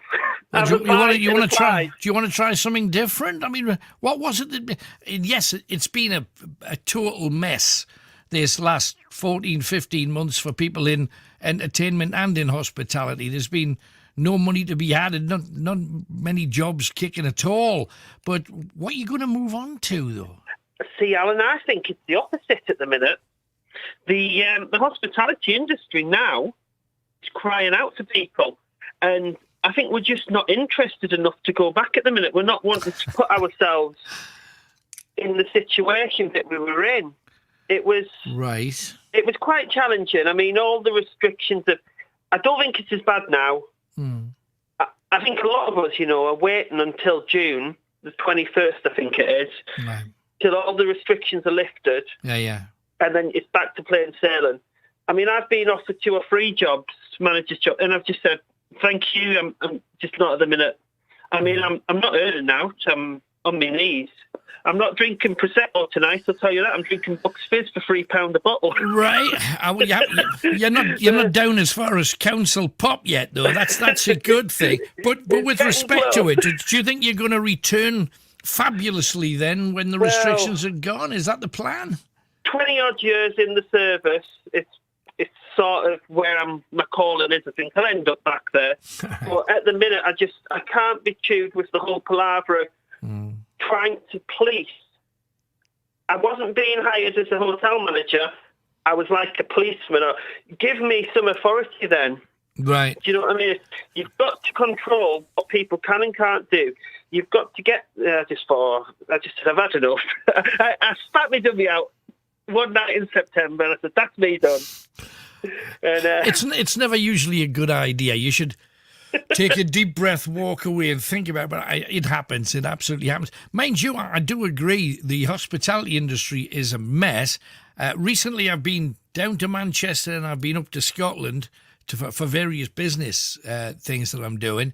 In Manchester, I wanted to eat, and this was just before you could eat in. It was the week before. Yeah.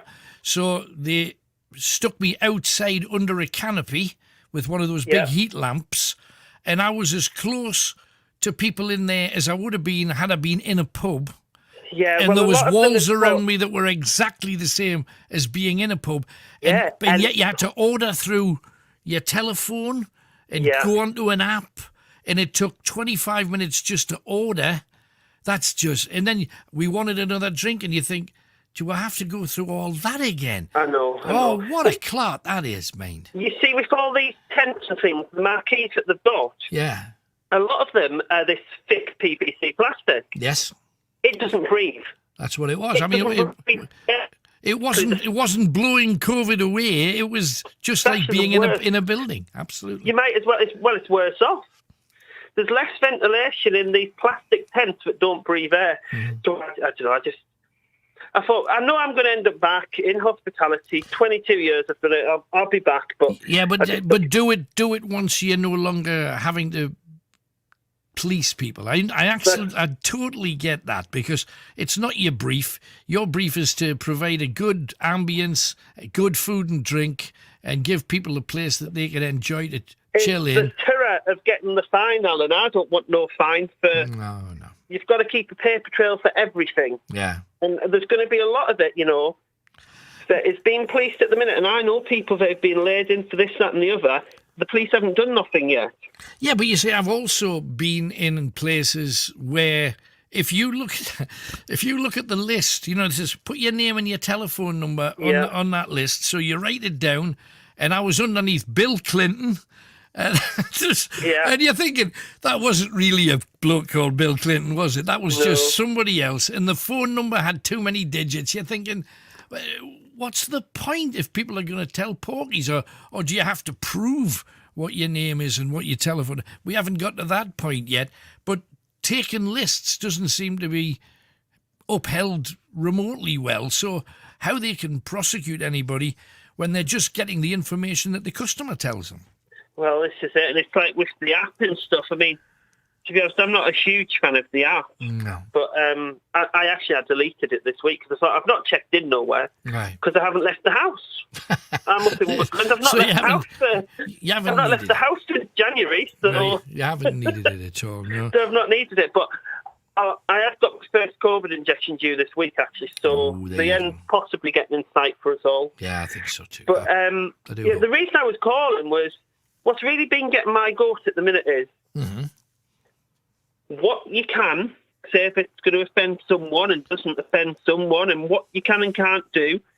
And do you know what I mean? This whole Facebook palaver. Oh, Facebook, right. Well, mostly Facebook. You've got the Twitter, the Facebook, the Instagram, whatever you've got. Yeah. I'm a huge car racing fan. I run a Facebook page, and we've got 11,000 members, but because that's a group, I'm a bit more flexible if I'm interacting as a group. If I say something as a person, or if any of the members say things, and it's the bans. I got a ban off Facebook about 6 weeks ago. What did you say? What was the question? It was, you go live. Well, obviously you're on a live now, and how we interact, we're talking in the chat. Yeah. And I said to him, he was from Essex. He's a car racing driver. Well, he was the pit crew. Right. And he went on a Facebook Live, and he came up to Croft Circuit at Darlington. Uh-huh. And he said, it's cold up here. And I said, stop being a Southern Jesse. Right. And he burst out laughing on the video. He said, there's Glenn Hunter Fitzgerald from the North East. Right. He wasn't bothered. Right. 2 days later, Facebook got in touch with me, told me I was banned for 3 days for inappropriate and potentially offensive behaviour. Yeah, but potentially offensive behaviour means it isn't offensive, but it's potentially offensive. Potentially offensive. So things like that. And then in the group that we run, one of the members called somebody else a sausage. We weren't bothered. They weren't bothered. Facebook went above all the admin, went beyond everybody and blocked the person, removed all the comments and gave him a ban for, again, potentially offensive things. But, obviously being a restaurant manager, We have restaurant group pages, so I've been putting photos on of the restaurant I was running to try and help them out. Sure. And I put photos on of the food. Mm-hmm. It got flagged up. And what they've done to the photos is, you know when you're like looking through frosted glass at a picture? Oh, that's just... They've frosted out the picture and they've put writing over the top of the picture, and this is what they've put on it. Sensitive content. This may be offensive to some readers. Please progress with caution. And what I put a photo of was a cheeseburger, a steak dinner. It was just the menu. And it was flagged up as inappropriate content. Unbelievable. So, I mean, I'm bewildered to what you can and can't say these days. Unbelievable. I mean, I understand censorship and things, if, like with the coronavirus and the politicians and fake news. I think it's we're kind of we got to a point where we had a lot of freedom, and that allowed a lot of trolls to say a lot of nasty things about perfectly good people, and that's horrible. Yeah. But then came lockdown, which gave the government power that they didn't even have to get voted in for. You know, they didn't even have to get their MPs to vote for. They just took it and said, we got to save lives here, so we can make all these decisions ourselves. And it just seems to have gone the other way now. Now you can't say or do a thing without somebody, Big Brother, slamming your shoulder. And I don't fully get that at all. Last year, it was just gone over a year ago, I took part in the first Black Lives Matter because it was something totally different. Mm-hmm. And I wore all black clothes to work. My hat was black, my shirt was black, everything was black. And they were like, what's it for? And I said, it's because of Hollywood not giving academies to black people and everything sort of got blew up now. To use certain phrases, it's offensive. And then if you don't use it, it's like I'm a Sunderland fan. Yeah. Which is offensive in its own right, I think, at the minute. Yeah, you can't do right for doing wrong. You can't, and at the minute, I'm lost. I mean, Facebook said to me this week, because I've appealed it, I've had to provide my driver's license, my passport. What? I've had to give them all this stuff because I've got just under 5,000 followers. Right. And they've said, you're a high profile account. I said, but I'm not. I'm just a nobody. I'm just because I'm a motor fan. Right. I'm a fan of motor racing, so there's a lot of other fans. So we interact. So I've got friends. It's not that I'm posting things. And I had a lot of my content deleted, which is just purely car racing posts because they said it was like being a robot. So you just don't know what you can and can't post. Out of all of the subjects that I expected you to be running on there to get a ban, motor racing and pictures of a cheeseburger just seem a bit kind of over the top for anybody. Well, there was a steak. I mean, and I was on this time last year when I first came on about Dominic Cummings, and I said about I was working in a French restaurant. Yes, that's right. I remember. Now, at that time, the restaurant did, at one point, we served foie gras. Right, well, there you go. Restaurant, which was on the board, and I asked to come on, it's a bit... And we did get trolled a little bit on the photos. Mm-hmm. But I could appreciate that, because I know it's a sensitive case, and it was its own right. But putting on a photo of a burger... In fairness, you do also have to say to it, yes, to some people that's offensive, if you're a vegan or if you're a vegetarian. Yeah. But on the other hand... It is on sale legally pretty much everywhere on planet Earth. Yeah, well, what happened with that, Alan, was, to be honest, we were getting bombarded with clips to videos on YouTube of what animal slaughter is, but it wasn't actually true. Right. But what they started to do was go through, and we had to sort of be... Because when you go on a group, you can see how many people follow it, and they started contacting the customers and messaging them. This was about 2 years ago, and they were messaging the customers videos saying, you go to a restaurant that supports this. Right. And they were posting videos, which wasn't actually true because our foie gras wasn't for fed foie gras. Right. But that's a whole different... do you know what I mean? That's another half-hour show right I there. know I know things can be offensive and can't, but I think at the minute a lot of things aren't blown out of proportion by humans. It's like a member of my group called a message. Not one member flagged that to any of the admin. None of the admin had a problem. No. Facebook, all the problems are automated problems. It's that thing that they used to do on Little Britain. Computer says no, and we've got machines now telling us what we can say, and that's a dangerous thing altogether. I mean, I tried to upload a video yesterday, just about 5-6 seconds of the very, very beginning of the Sunderland match. They weren't even playing; it was just the fans cheering. And all I put on my Facebook is, "It's good to have the fans back in the house." Right. And my video even got removed because it was classed as copyrighted material. But I thought it was just automated. Everything now, we're in an automated world. All the complaints and all the issues that are raised aren't even raised by humans on our own point. Well, let's see if anybody else has fallen foul of that. Good to hear you back, though, Glenn, and stay well and hopefully get yourself back to work in an even better job come that glorious day. All right, take care. Thanks, man. Bye-bye. Oh, my goodness. You see, everybody's world's changed in recent weeks and months. Now, last week, we had Steve and Cresta, and you know they're back from Gateshead. Hello, Steve and Cresta. Hello, it's Steve and Cresta from Gateshead, just like you said. There you go. Right, I'd like to suggest a few places for to go. Of course, first of all, Eshott Airfield, which is on your way home for you, I think. Eshott Airfield, yeah.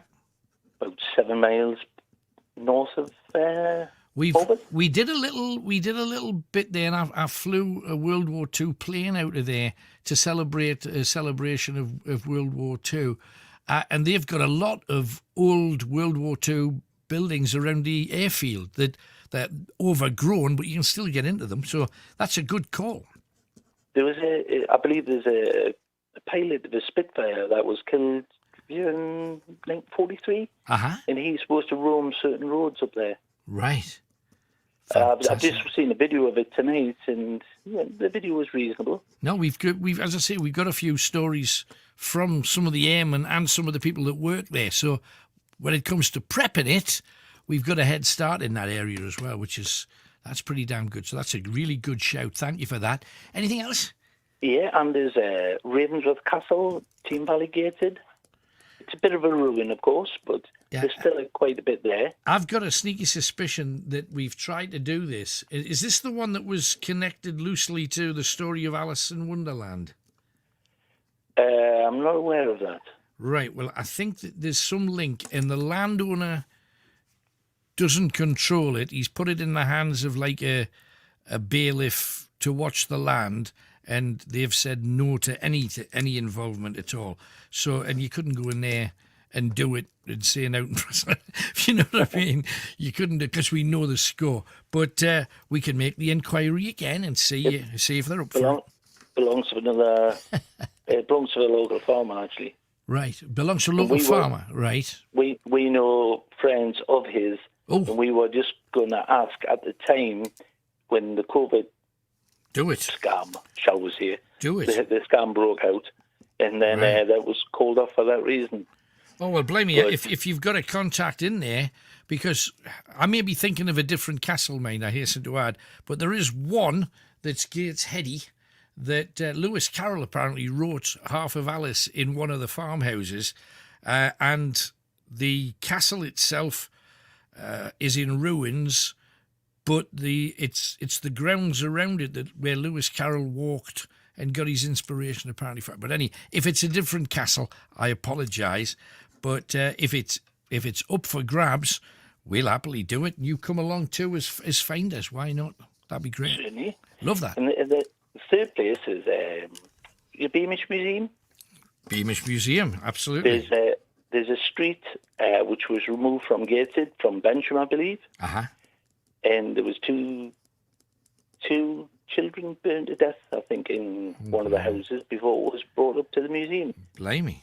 And they are, well, I don't know the family who it was involved, but I'll not name them on there, of course. But Worth a look. They burned to death, I believe, in that house, and we've been up there and had like little things, shall we say, spirit box and whatnot. Brilliant. I mean, Beamish has got a whole host of stuff in various directions anyway. Even some of the local pubs as well have got stories. So it is a one well and truly worth having a look at. Beamish Museum, obviously, that's a bigger job because it's massive now. If you're talking about, well, how many rooms are there to get round? You're probably talking about 200 now. But it used to be, about 6. But they've expanded and expanded and expanded. They've done fabulously well. But we shall make that phone call too. 100%, guaranteeing. They've taken some houses from Kibblesworth, I believe, in like the prefab type houses. And some of the old miners' buildings, I think they've really cherry picked well.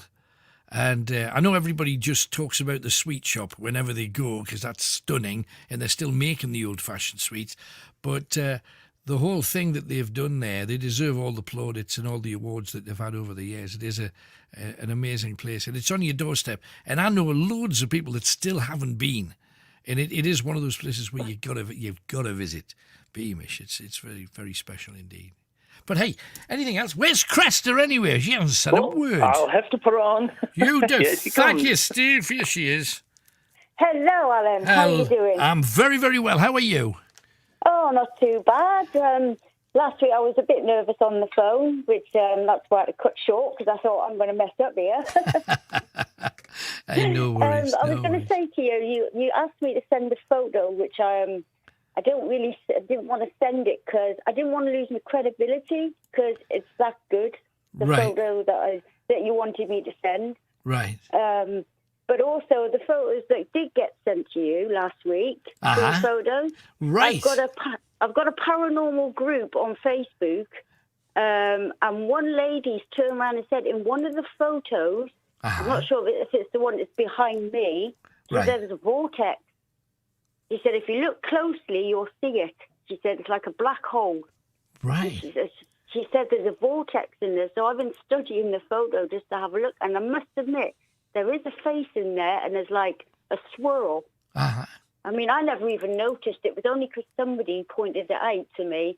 She said, be very, very wary, she said, because it may be holy ground. Right. But she said, with it being the vortex there, and I thought, well... I'll have to be wary because I do spend a lot of time up in that cemetery. Right, yeah. How amazing, though. It's to catch things. That's the trick. It's really hard to catch stuff on camera. We were lucky on Thursday. We caught all kinds of things. But it's not normal. It's a rarity. So when you get it, you should consider yourself blessed. Absolutely. I know. It's like ectoplasm, isn't it, I suppose? It's amazing. I think that's the word. It's amazing. But Steve, he's my cameraman, you see. I do all the ghost box and stuff like that. So we're like a team type of thing. But I know we've stayed at Chillingham Castle a couple of weeks ago in the guards room. And we spent most of the night at the hangman. Is it the hanging tree? Right. The hanging trees, yeah. So we had quite a bit there on a few photos. Just like it's like mist, swirling mist. Yeah. But you don't see it. That's the thing. Yeah, but when you have a look at your photographs, there's stuff moving past you. Yeah. Great. I mean, next week we're going to go and stay at Beamish Hall. See if we get anything there. There you go. Hey, well, you're going to all the right places. Well, good luck to you. Great talking to you, Cresta. Thanks, Steve. Appreciate your time. No problem. Thanks a lot, You guys. take care. I will. Bye-bye. Well, there you go. Some location ideas. They all sound pretty damn good to me. Rachel's just sent me pictures of the Baba. Charlie is in his crib. I think that Charlie is the spitting dab of Daddy. That's what I think. Amazing. Amazing. And I just think that is fantastic. And thanks for sharing the picture. She's getting a vaccine on Saturday. I'm scared, but I know I'll be okay. Much love, Rachel. Still want to ghost hunt with you. Come the glorious day. We will be making that happen for people. 0191 488 3188. Let's have another star coming out at night, shall we? I fancy a spooky story, though. We've been talking spooky. Brian Ferry, what's he seen? So, Brian, you ever seen a ghost that had a strange spooky or supernatural experience of any kind? My dad did. Oh, yeah. Oh, yeah, he used to always bang on about it, really, whenever he'd had a drink, especially. And, no, it was incredible. He saw it a few times, I think. He used to work in his spare time. Not that he had much spare time, really, but he worked in a big house, which was near to where we lived in Washington. It was a kind of like a Downton Abbey type of scene, you know. He used to go and help the old ladies who lived in this big house, and a couple of times he said he saw this kind of apparition of a woman in the hall of this big house, and apparently they thought it was quite normal. The old ladies who lived there said, "Oh, she's about again," and this kind of thing.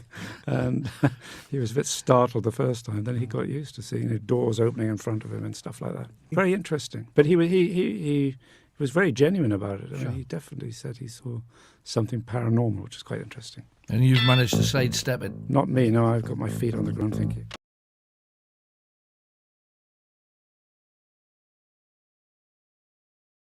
One of the walls had crumbled away, and you could see a small gap just about this size, but it ran for about 8 feet across. And his dad had always said, "Don't go anywhere near it, don't go anywhere near it, son." And his dad was absolutely certain that he'd climbed in. Now, behind there were tunnels in between coffins where the scratchers scratching to rob from rich Jewish people who were buried there. It was one of the biggest Jewish cemeteries in Britain. It spread all the way down to the Live Theatre. And they discovered, on going over the graves at the top, digging down, that a lot of the Jewish people were buried in their finery, their best suits, their best jewels, ties, money in the pocket to see them safe on the other side, rabbis wearing very rich vestments. And they made a fortune from selling all of these things. So when they'd finished the top layer, knowing there was 8 layers of bodies, body on top of body on top of body, they said, well, now we've got to go down and dig along through them. And these tunnels went for miles. Nothing like the Northeast for mining. This time it was mining for the goods of the dead. We're going to take you down there a little bit later.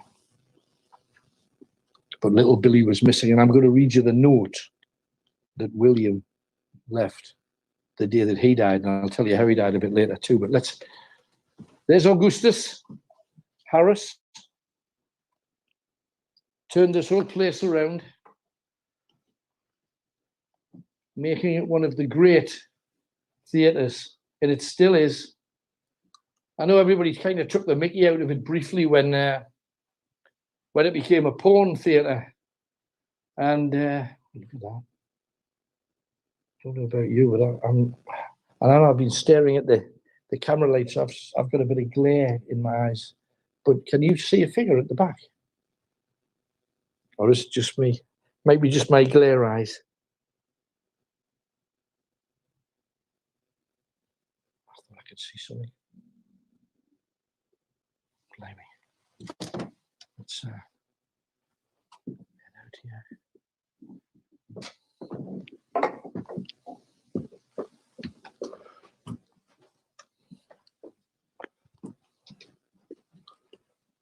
Hello, sweetie pie.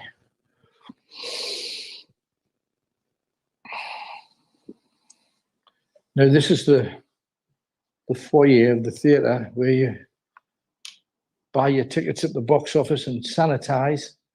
This is where we came in. And it's here that little Billy was spotted.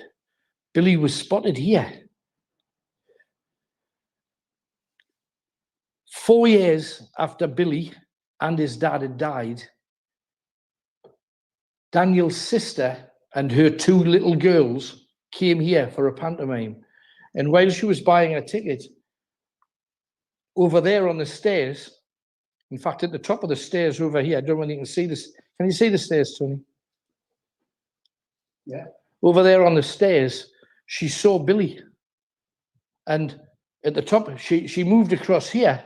In the middle of buying a ticket, she moved across and she went, Daniel, William. At the top of the stairs was her brother. So she had to go back, get the tickets, And even though her seat was downstairs, she ran up looking for them, but they were gone. But she saw them clearly. And then at the end of the show, just as it was ending, she forced her way to the end of the queue to get here first, so that when the people came out, she could see her brother and little Billy. But she never did. But that was one of the... How about the necromancer in the auditorium? Yeah, I think it's a given. Whoa. And this is just us, Kenny.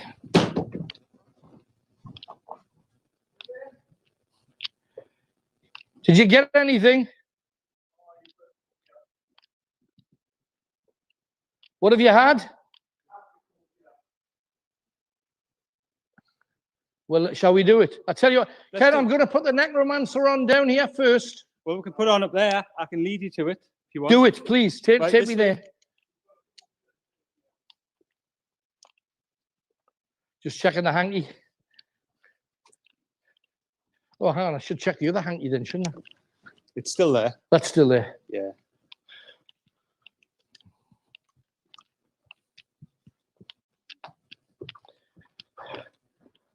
How do you get there, Tony? The staircase here at the back. Oh, why didn't you tell me? I've just... Man, who? Let's get up there.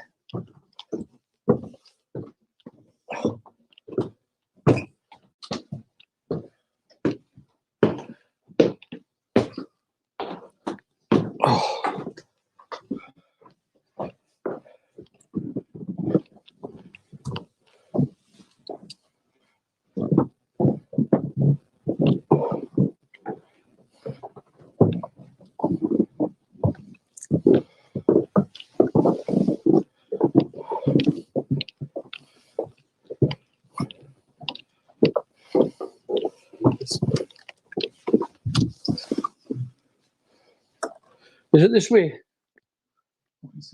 Yeah.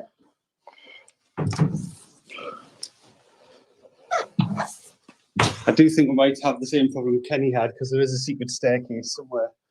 Is there? Oh, that's stairs. Looking promising.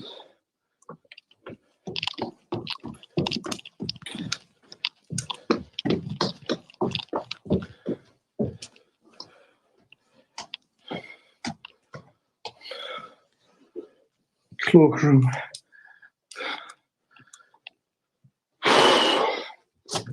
Blimey. Gonna be fit after this. How'd you get up? There, is that nice? I think that's the theatre. Yes. This is the back, this is the top. Are we up the top, Kenny? Oh no. No, there's one more.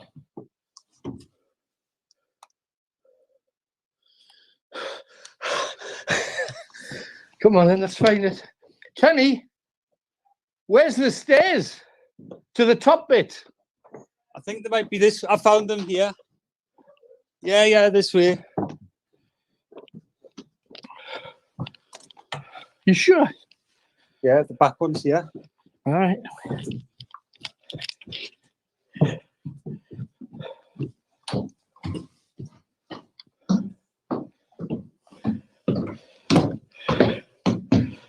Probably not the right way, but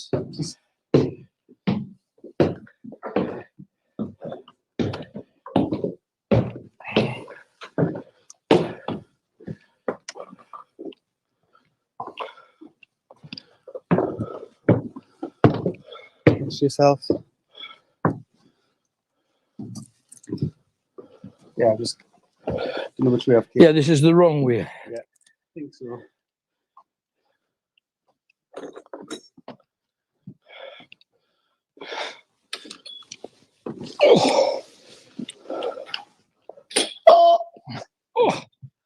Oh, where are you, Ken? Kenny? Kenny? Where's Kenny? We've heard him before.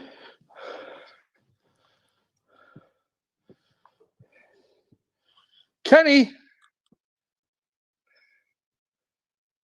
Kenny! Right, well, with them or without them.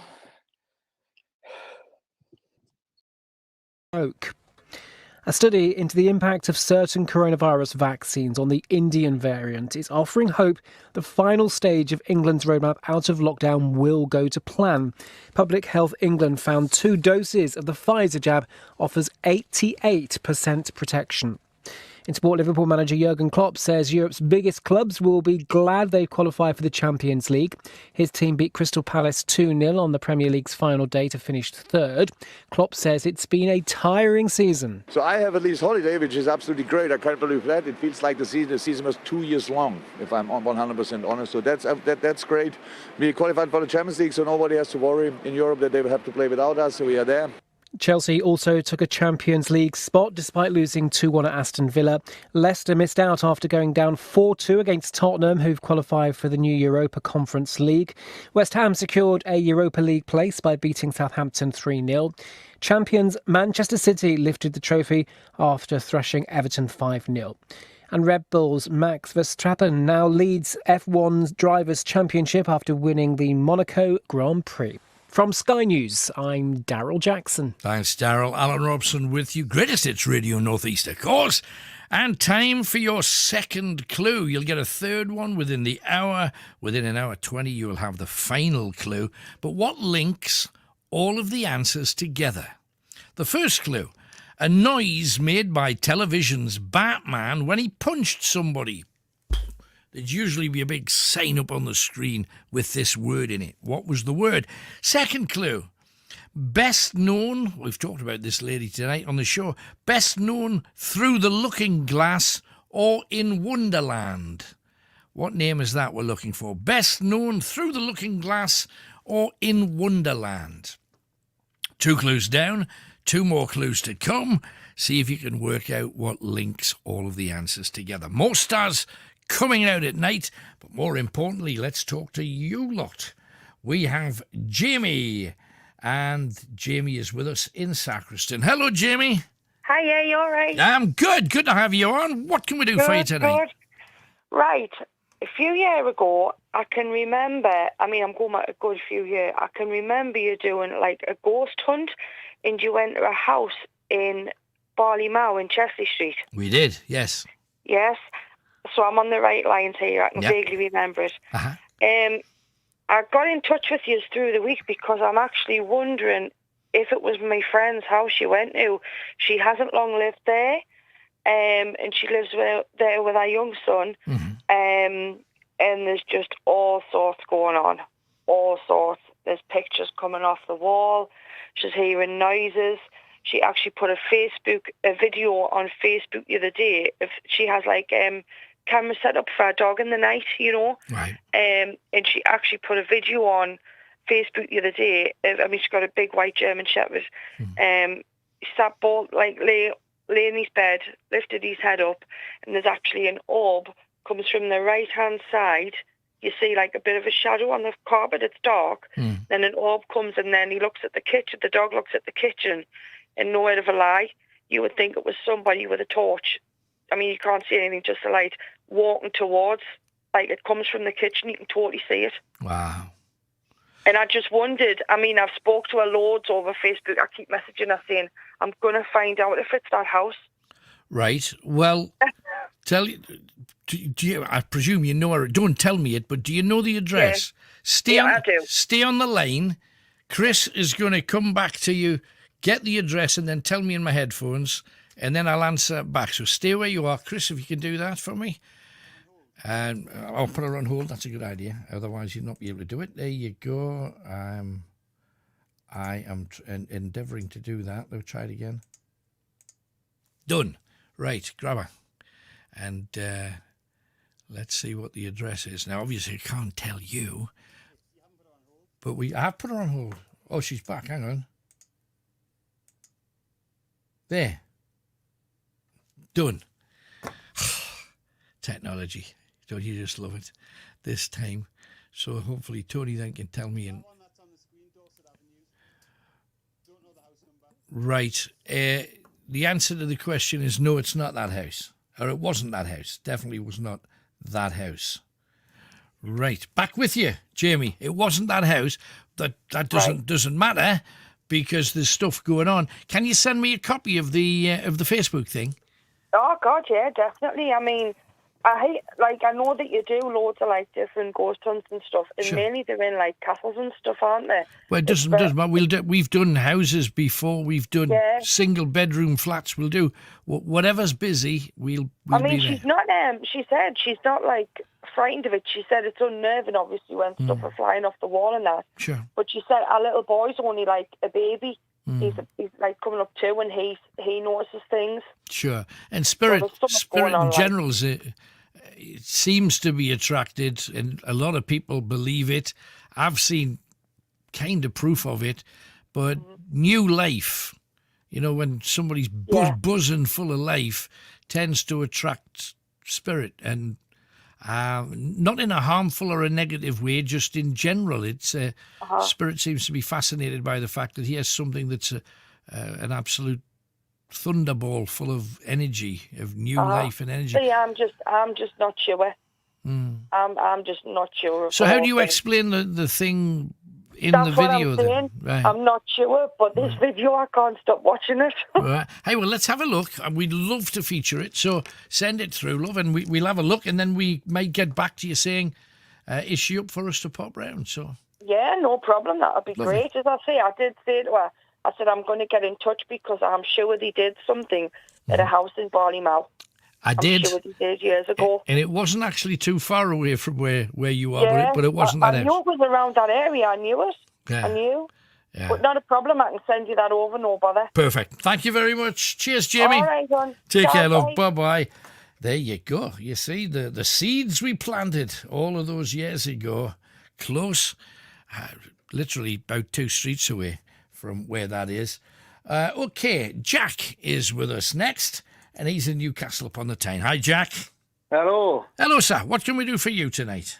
I'm just going to talk about what the other guy was talking about the censorship and stuff on Facebook and whatnot. Yeah.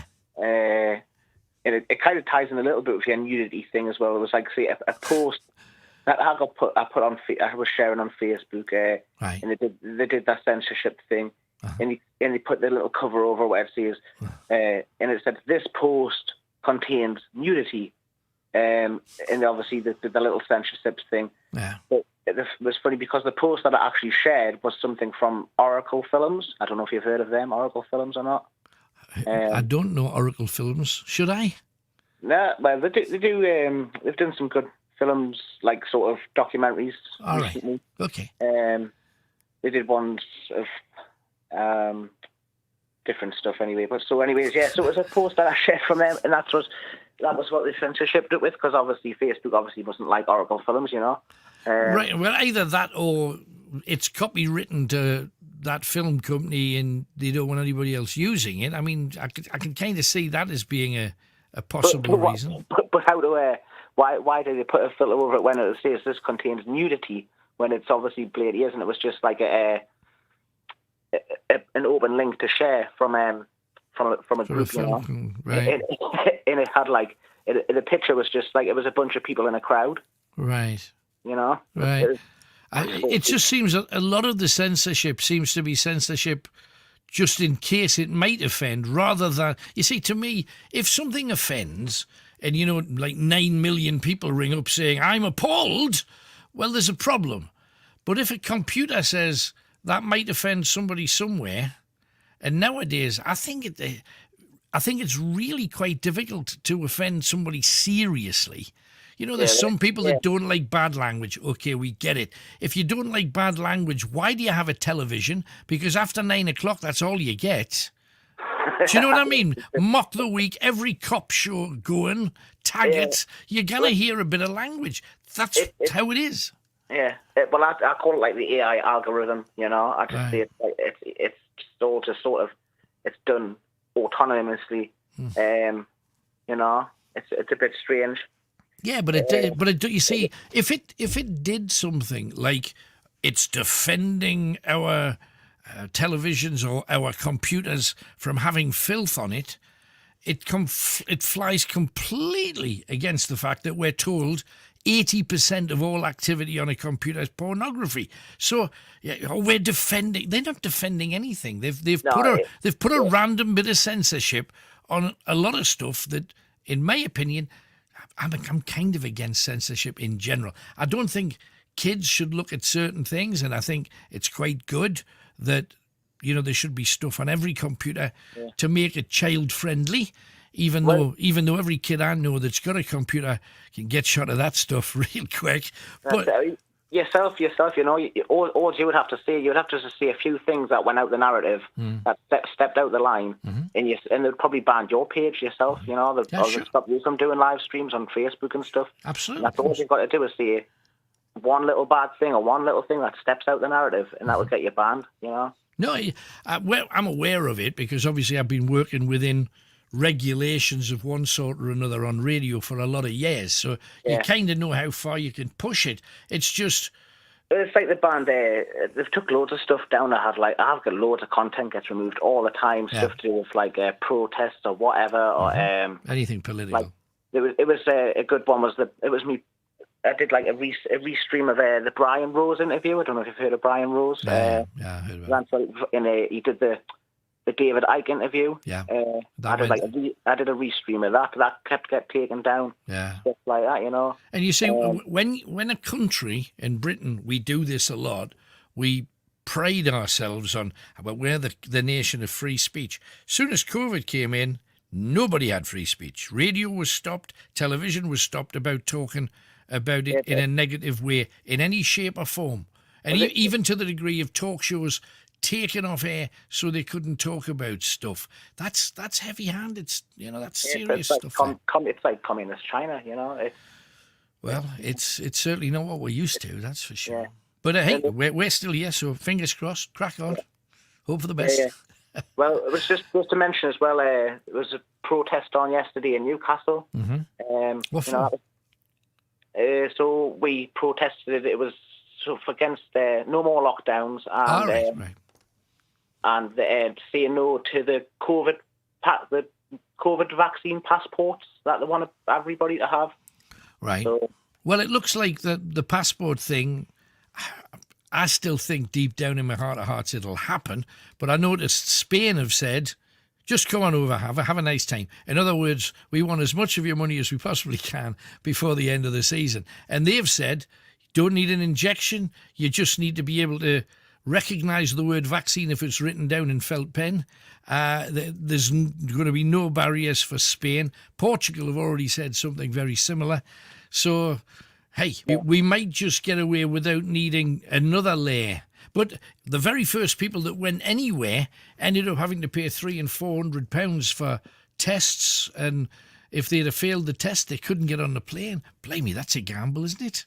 Well, yeah, and like I say, it just sounds like another communism thing to me. It sounds bizarre. Well. It's like there's no freedom of anything now, But you see, the argument on the other side is, yes, but we're coming to an end of it because they've taken all of those decisions and held us tightly so that we couldn't break the rules, so we could get rid of this damn thing.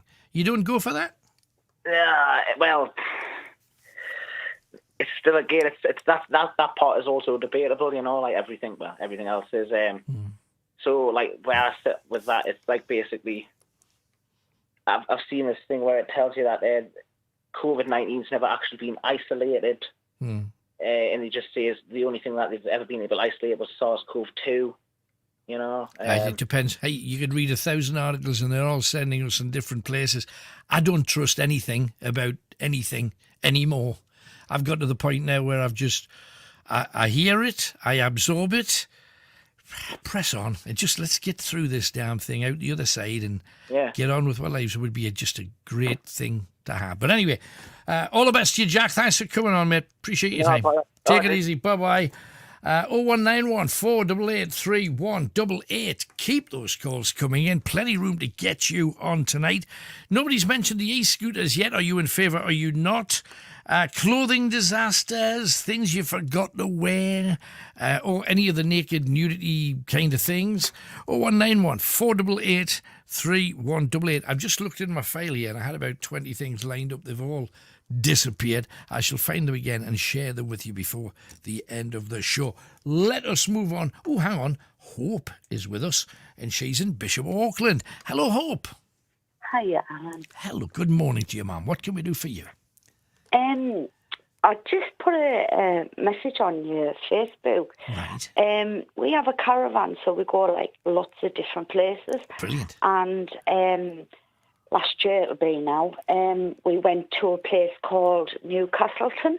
Newcastleton, right? Yeah, it's a little village, kind of on the border of Scotland. Right. And it was quite miserable, to be fair. It rained all the time. Right. Anyway, I was up through the night and obviously having a look out to see what the weather was like. And over where, like, we used to empty the bins, there was, like, this figure there, and I thought, who's that out at this time of night? And as I looked more closely, I knew instantly, it was a spirit. I knew it was. So I was watching it. But what could you make out? Describe it for us. Right. It was quite small, flat cap, like how can I put it? It had like pit boots, but they weren't like quite pit boot type things. They looked like steel toe cap, you know? All right, yeah. He had braces on. He had like a shirt on, but this shirt, the sleeves were rolled up because he was there for some time, so I was taking everything in. Right. And it was kind of like as if he was busy doing something. Right. And I was thinking, well, what's he doing? Well, what's over there, you know? Anyway, he moved a bit further over towards me and just did not know I was there at all. And this is pitch dark, to be fair. That's like, you know, like night lights on. Sure. And anyway, I was watching what he was doing, and it was like as if he was going into this cupboard, but there was no cupboard there, obviously. Right. And then he takes his pocket watch out, he has a look at it, caps it, puts it back in, goes to the like the edge of the curb, looks left, looks right, and just he moved where he wasn't on our footpath level. Right. Was he higher or lower? Lower. Lower, right. Lower. And I thought, yeah, I just don't believe what I've just seen there. How did it end? Did he move away? He just disappeared. He just disappeared, and you saw him disappear too. Well, where we were positioned, you see, the old touring caravans. Right. So, like, I was kind of on the corner. He was like to the left. He stepped down and walked, but as he walked, obviously there's other caravans there, so I couldn't really necessarily see where he went to. But he was walking below the ground, which means that at the time that his spirit remembered the place, the level of the ground was different because, for example, Roman roads beneath our feet in general are 4 feet lower down than the surface, and that's natural. You know, with things landing on the earth, things growing on the earth, it's natural that it would be below. But interesting, real interesting that he should be walking below the ground, because that's a cool thing to see. My friend was staying there. They stayed there quite some time, like a lot. It was our first time there. Right. And I'd said, like, you know, what was this place used to be? Like, what was it? Because it's a beautiful little site. Right. And they'd said, oh, it was once like a railway line. And as soon as they said that, I couldn't believe it. So what I did, like everybody does, is you go on Google, you look it up, and lo and behold, I seen the picture of how he tallied to where he was and what he was doing. I was just amazed. So you caught a railwayman from when? What are we talking? 1880s, 1890s? I think so, yeah. But what I didn't know is, because I hadn't been right round the site, there's still a bit of the platform still there. Ah, right, yeah. And I didn't know that. So when I was told all these things, I was like... Fits. I don't... Do you know, because you kind of like, you believe and you don't believe, don't you, really? Till you see something that, like, knocks you off your feet. Yeah, that's the plan, for sure. And I'd put it this way, I didn't go out no more through the night to have a second look. I was like, I've seen it once, thank you very much. No thanks.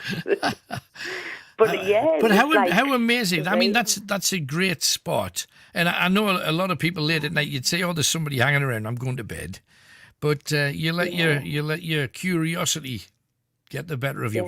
Yeah. And look at what you saw. Fantastic. Yeah. Well done. Great spot. Yeah. And again, you did your research and you found there was a good reason for a spirit to be there. Who knows what happened? How many people lost their lives over there? You know, nobody knows. Fascinating. That's a sorry. It's what happens though when you're doing, like, when you're researching anything, you find something that you didn't know. And you go, what can I find more information about? How do I find it? And now, of course, you can find information about an awful lot more. Of course you do, than we ever could. Yeah. Drop of a hat, isn't it? It's pretty damn Anybody. Yeah, pretty much. But great to hear from you, Hope. Thank you very much for sharing that. Great story. Thank you, darling. Yeah. Okay. Bye. Take care. Bye-bye. Bye. There's Hope from Bishop. What a story. And that's Newcastleton. Now, if you've not been to Newcastleton before... there's a small river that runs by, and Gatesheadton is on the opposite side of it. And if you go a bit further down the road, you come to Sunderlandton and Durhamton. And if you go further north, Annington, Morpethton, there's that's how it works. 0191, it's not true. 0191 488 3188. Pick up your telephone. Oh, this looks good. And Blind Dave has sent me a message. I hope you're well. What a couple of years. Who would have dreamed this pandemic would be upon us? Had to cancel the Colditz bike ride twice now.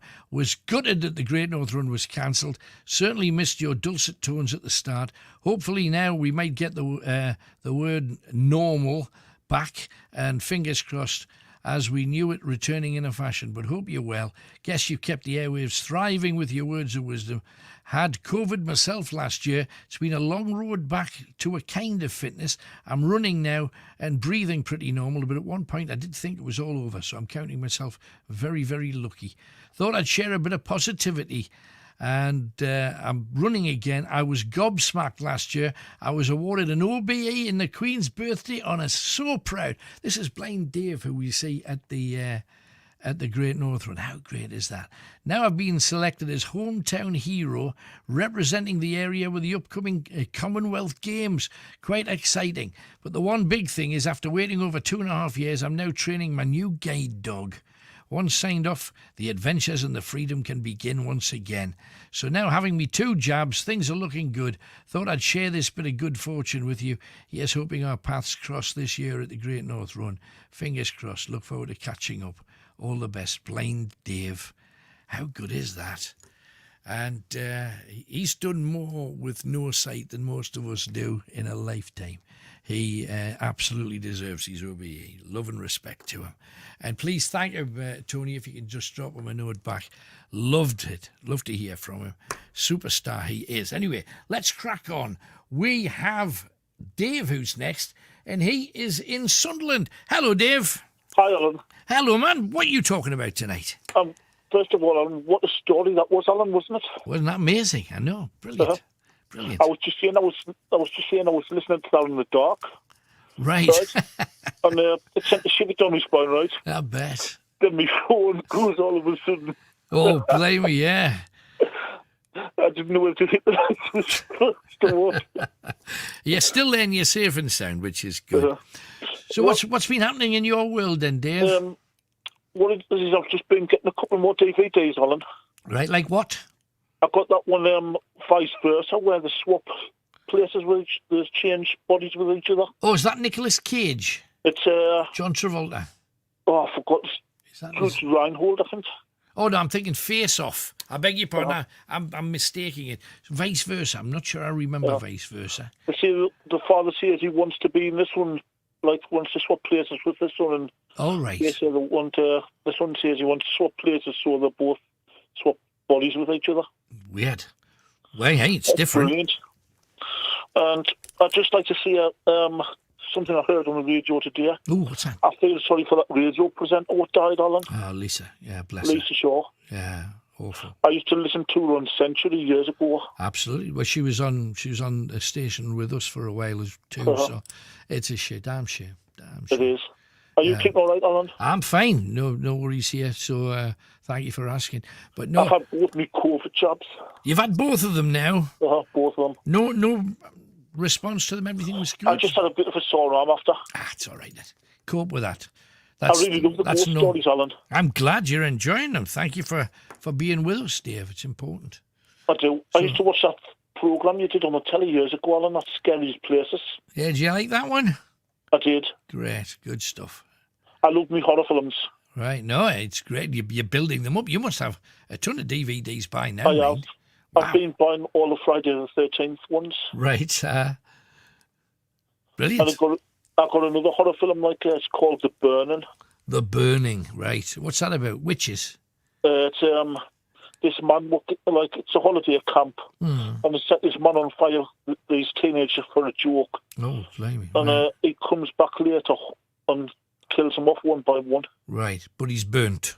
Yeah. Right, okay. Right, serves him right then. It's really brilliant. Right. No, it's good. I know it. I definitely believe in ghosts. I don't believe in them. You ever seen one, no? Just on me when I was a security guard in a nursing home, Alan. Yeah, what did you see? Biddy Call, do you know Biddy Call? You do. Russian. It was a deserted nursing home, and all the papers had just been left lying about. You know, all the different patients and that. Yeah. And they were like, the passage inside was dark. Right. And I had an office door with a light on. And I used to see black shapes walk past me door. Oh, wow. Right. Like black shadows. Right. I used to pull the blind down so I couldn't see them. So you knew they were there. You just didn't want to look at them. Yeah. I can understand that. And then I used to doze off to sleep a bit. And I used to hear like a banging. Right? Right. So I wasn't frightened too much. I used to start singing Elvis Presley songs and that. Right. So the ghosts are banging to keep you awake and you're going, baby, let me be. Yeah. Brilliant. And I did do another place, Alan. I did, not Marsden, I can't think of the name now. It's through Newcastle somewhere. Right. Marsden Estate. I did a place on there, like another nursing home. And the door wasn't very good, like the locking mechanism. Right. You used to have to lock the door with a teaspoon and that. That's not terribly safe for the people staying in there. Jeepers. And what it was is I used to doze off to sleep. And every time I dozed off to sleep, you heard a door bang shut. Right, and you couldn't because it had a special way of locking, so it wouldn't, wouldn't be banging. There you go. So I didn't go to sleep at all. No. Well, I think the idea was for you not to in the first place. But I understand the temptation later. And then the worst thing I did was, do you know Sunderland pretty well, Alan? I do. Do you remember when the old Roland family was there? Yeah, of course. I did my first night, and there was a bed for the security guard to go to sleep on. All right, And a massive telly to watch. And the security guard what was training us up, he said, you've got to go near the morgue a couple of times, not. And I said, I'm going nowhere near that place. Right. But the first night was okay, but the second night I was on, I must have dozed off to sleep. And I woke up about 11 o'clock-ish. Yeah. I heard a gang of voices in the building. And earlier on, I'd been down in the nurses' quarters and smelled perfume. Right. So I called the police out, and my night shift manager. 7 police officers came out, and my manager, and they searched the full building. There was nobody there. Right. So what was that all about? No idea. Yeah. So wow. On the way back to the office, I was just walking the way back, and I opened this cupboard door, and the security guard had dressed this dummy up as as a nurse or not. And I kicked it to bits. And the security, my manager, He said, just stop in the little room for the rest of the night. Don't go out and patrol. Just stop in the little room and watch the cameras and lunch. So I put 2 chairs in front of the door, 2 couches, and barricaded myself in. What a security guard you were, Dave. That's and a good job it wasn't a proper nurse. You kicked the fake one. I think that's so funny. Ah! I can just imagine you doing a bit of a Bruce Lee on that dummy. And, can I tell you one more thing, Alan? Of course you can. I used to go for walks sometimes on the night when I couldn't sleep. Right. And I went for this walk one night in Sunderland. And it's like a railway bridge near where I live. Right. And I walked over that and down the street next to it. Uh-huh. And I saw this woman in white in the street. It was like 1 o'clock in the morning, 1:30 in the morning. Mm-hmm. And I thought, what's going on? So I ran away. Next thing I knew, this bloke collared us. And he said, have you just been down that street and tried to pinch me car? I said, I was down the street where I ran away. He said, what were you running for? Because some lads tried to pinch me car. I said, well, I saw a woman in white. He said, oh, that was my mum. Oh, so his mum was out in the 90 chasing people that had pinched his car. You thought it was a ghost. Brilliant. You cannot make these things up. Dave, lovely talking to you. Thank you for coming on, man. Great to hear from you. I love that. He knacked the dummy. And it's just the kind of stuff that people do when you're working in scary places. They set you up big style. 0191 488 3188. Time for another one of our stars to come out at night. And this time, it's Sir Cliff Richard talking about way back then a bit. You know, when you were at school, I'm presuming you were thinking, oh, I'm going to work at like something else. What could you have been doing if this roller coaster hadn't started? My goodness, I don't know. My ambition started very, very young. I was in Australia about 4 or 5 years ago, and a woman sent me a letter with a photocopy of a letter that I had written when I was 12 and a half years old. Now, I remember at school, they used to encourage us to have pen pals. They got us an address and somebody in Australia, and I wrote, Dear Josephine, my name is Harry Roger Webb. I go to this school. I play football. My ambition is to be a famous singer. Wow. At 12 and a half, you know, I'm 12 and a half years. I can't believe that it was that long ago that I actually wanted to sing. But there it is in black and white. And I don't know what else I could have done. I remember towards the latter end of my schooling days, because I'd started to sing and form a band and everything, my school business went down the tubes a little. And when they asked me, when those people come around to ask you, job... Careers people. Yeah, careers people. My best mate was really good at maths and he wanted to work in a bank. And so I said to them, I'd like to work in a bank. Of course, I was useless at maths, but just because my friend said it, I said it as well. If I hadn't made it in this industry of ours... I'm not sure what I would have done. Were your parents not hitting you around the back of the head saying, get a proper job, job, stop it? Well, funnily enough, there was a good balance. My mother was very encouraging. My father was not discouraging, but he keeps saying to me, look, just don't get so wrapped up in this, because if it doesn't happen, you've got to be prepared to have a life. Right. You still have to have a life. Yeah. And so the balance between them, so in other words, I went into it all and did all the sort of talent competitions and found myself not always winning. In fact, I don't think I ever won a talent competition. I may have come second, but I never won. And that's a thing for pop idols, of course. If you don't win, it doesn't mean you're no good. Absolutely. I chased it still, and when I made it, of course, my father was 100% behind. But I think he was wise to say, get a life. If this doesn't work for you, you can still get a life. You've got a personality, you're a person, you can find a gift and do it and follow it.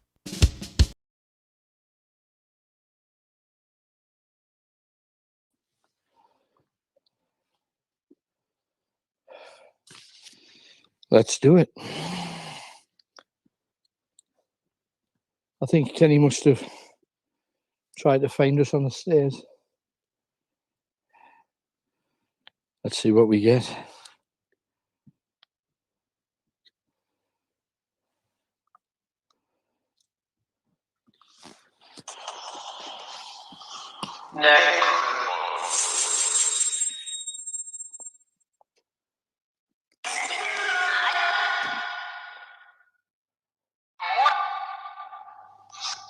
Love to talk to Billy. Is Billy there? Is Daniel there? His daddy. Speak to me.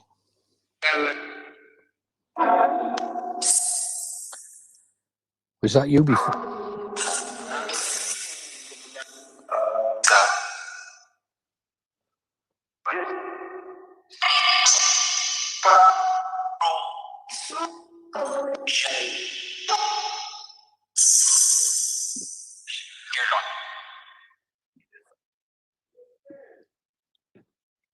Yeah.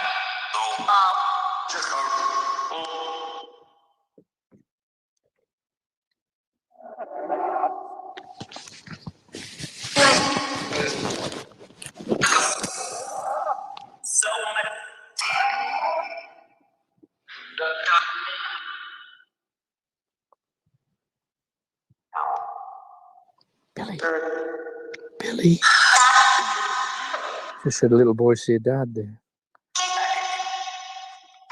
Billy. That's Billy. We got Billy. We got Billy. Come on, Billy. Did you throw your hanky down? There's a hanky on the floor. Was that you, Billy? Yes. Clear as day. Oops. Well, we put the hankies there for you to throw. Make sure you throw them all. If you throw them all...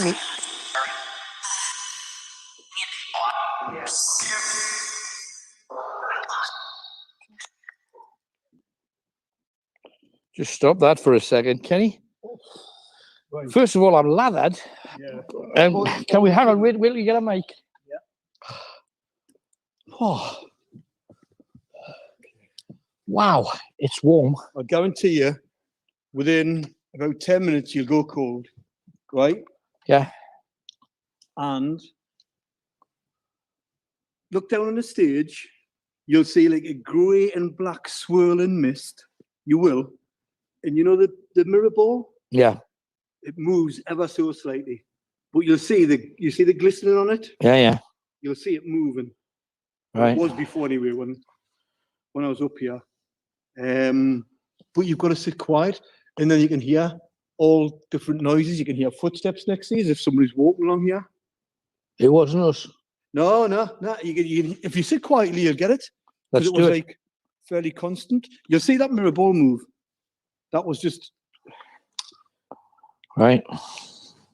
But on the stage, just like a black, grey, swirling mist, as if there was like loads of people on there.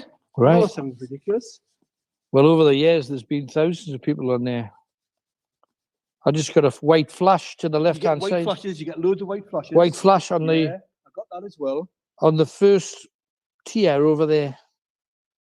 But you'll hear noises, and if you keep your eye on the mirror ball, it was just very slightly moving, turning.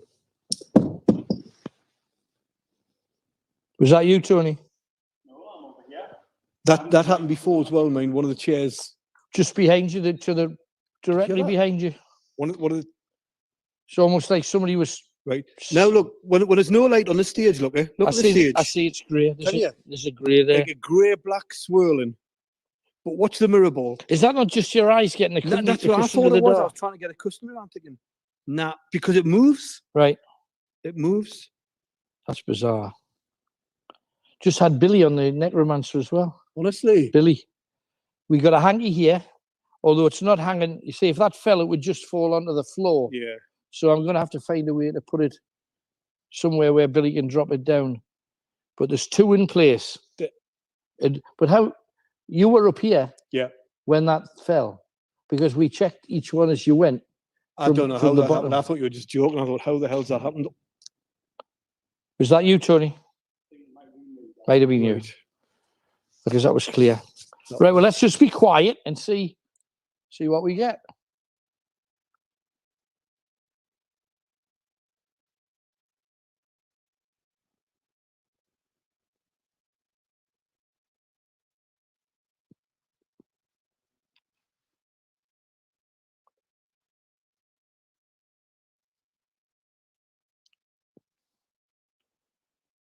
You're dead right about the stage, mine, Kenny. Totally. Grey and black swirly. Yeah. Look at the mirror ball. It's just ever so slightly moving. Mind you, they're designed to, aren't they, though? They are. But you need to switch on the electric Exactly, to get the room. and it's not, obviously. But yeah, swirling grey and black on that stage is like really creepy. Are you starting to get cold now? Yeah. Yeah. Up here, it's degrees. I can, like, once again, the hairs on my back of my neck go straight up, and you think, yeah, it's cold here. And it shouldn't be. It should be warmer.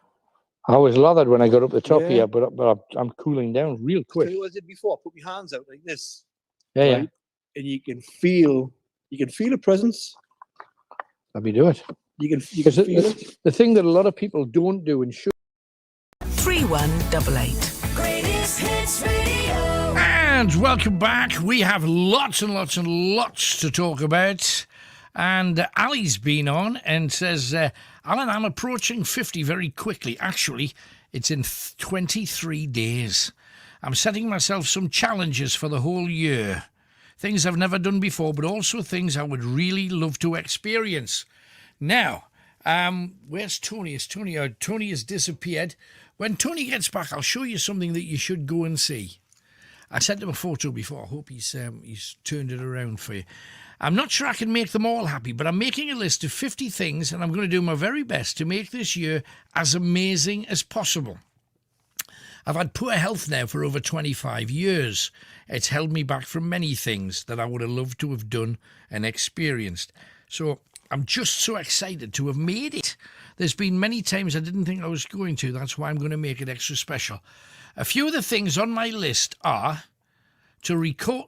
Oh, hang on, lost it there. It's just the screen has... Oh, there it is. To record a song, that was probably me, drive a double-decker bus, learn to play poker, learn to say basic words in 5 different languages, do a ghost hunt, there you go, horse riding, swim in the sea, got to learn to swim first, skydive, get a tattoo. But one thing that I would love to do involves you guys. When restrictions have lifted, I would love to come in the studio and see how it all works, what goes on in the background. I've listened for many years. It would be amazing. Would I love to come and chat tonight, but I'm loaded with cold, sore throat. Chris will tell you, I'm squeaking rather than talking. I gave my first hugs this week and caught a cold. Typical. That's Alice from Anfield Plain. So, things to do before you hit 50. I would say, whatever age you are, whether you're teeny small or whether you're rather more mature, you should always give yourself stuff to do, things that you have to bucket list tick. And earlier this week, I did something that's been on my top 10 things to do ever since I saw these things on an antique show. They went to a place called Falkirk in Scotland, and these antique people parked their car outside these 2 huge horses' heads. Tony, did you transfer that photograph so you can show them? Stick it on there. If you don't know what I'm talking about, they're called kelpies, water horses. There they are. Now, if you look at the pictures that I'm showing online at the present moment, if this is radio, it's not great radio, I have to admit. But this photograph's on screen now, and a human being doesn't add up to the first row of the horses. They're like 150, 250 feet high. That photograph was taken from about 100 yards away. They are massive, and I think they're beautiful. Absolutely beautiful. And it wasn't the world's greatest day. You know, it was a bit drizzly, and that's what they look like on a drizzly day. Can you imagine if you were out there picnicking? Is it worth driving all the way up? If you go up, you visit loads of little villages on the way. That's what you do. And then you experience the kelpies, water horses. And they said that the Loch Ness Monster, when somebody first saw it, it made a noise like a horse. It was a water horse. And that's where the idea comes from. And Falkirk pinched it. And are they not magnificent looking things? If this is radio, get them up on your phone. Have a quick Goog. And let me know. Anyway, let's go and talk to Chris, who is in Durham City. Hello, Chris. Hi, Alan. How's it going? Good, man. Thank you very much. Sorry for you having to wait over the ads there. What can we do for you? Sorry, I was just talking about your locations. Where you heading off to on your little travels, doing your ghost hunts? Yeah. What's your plans? Where you going to be going then? Well, if I tell you, you'll all be waiting. That's the thing. So we've got a few lined up. There's a castle in a couple of weeks. Yeah. But what we've always said was the vast majority of people see spirit in their own homes. Right. So if somebody's got a particularly haunted house, we are absolutely willing to listen, check out the history of the place, see what was there before the houses were there, but maybe before they were houses looking like the way they are now. Check the history out, see what the crack is.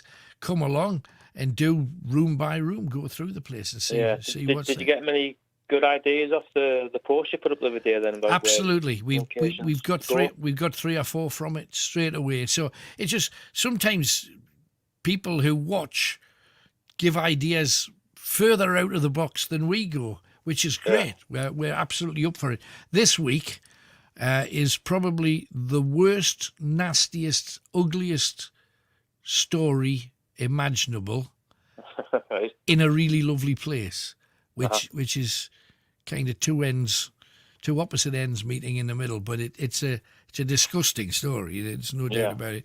But all will be revealed later in the week.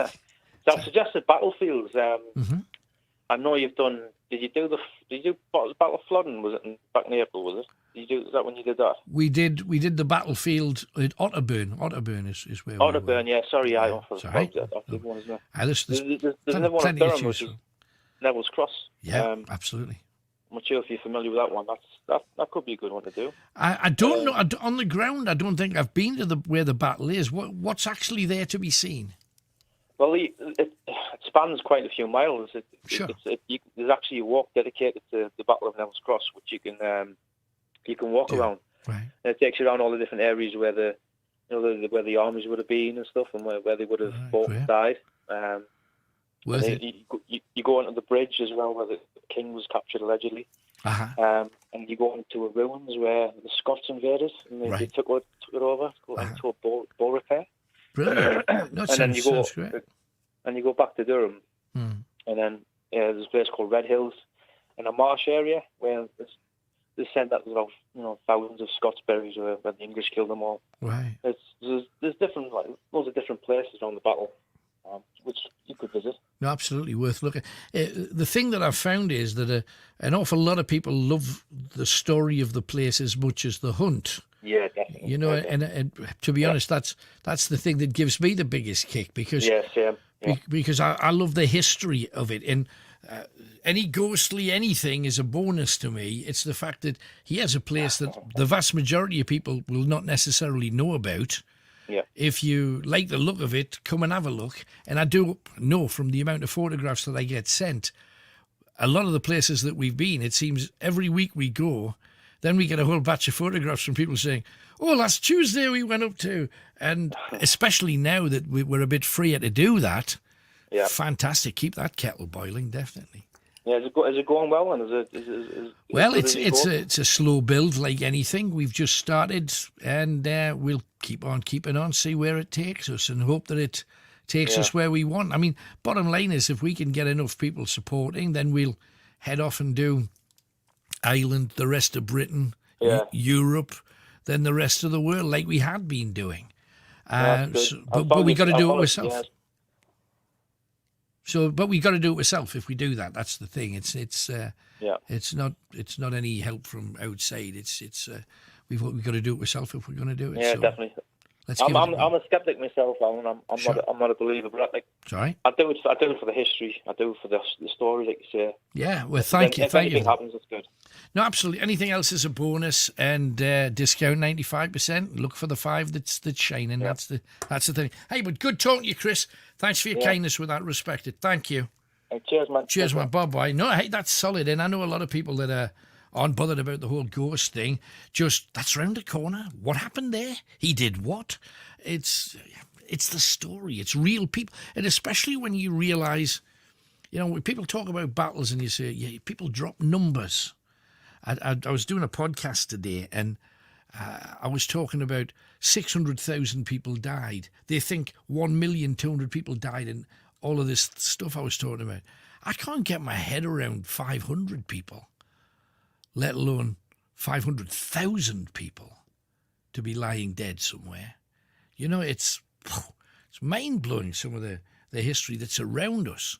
Right, okay, I think it is time that we played a little bit of music and had another, I was going to say have another star, but I don't think so.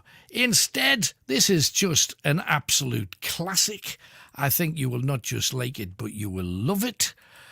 It is from, of course, a band by the name of Queen. Is this arms with sleeves rolled up, and you can feel cold air moving past cold you. air straight away. And I'll tell you what you'll get. You'll feel like a weight in your hand, like a...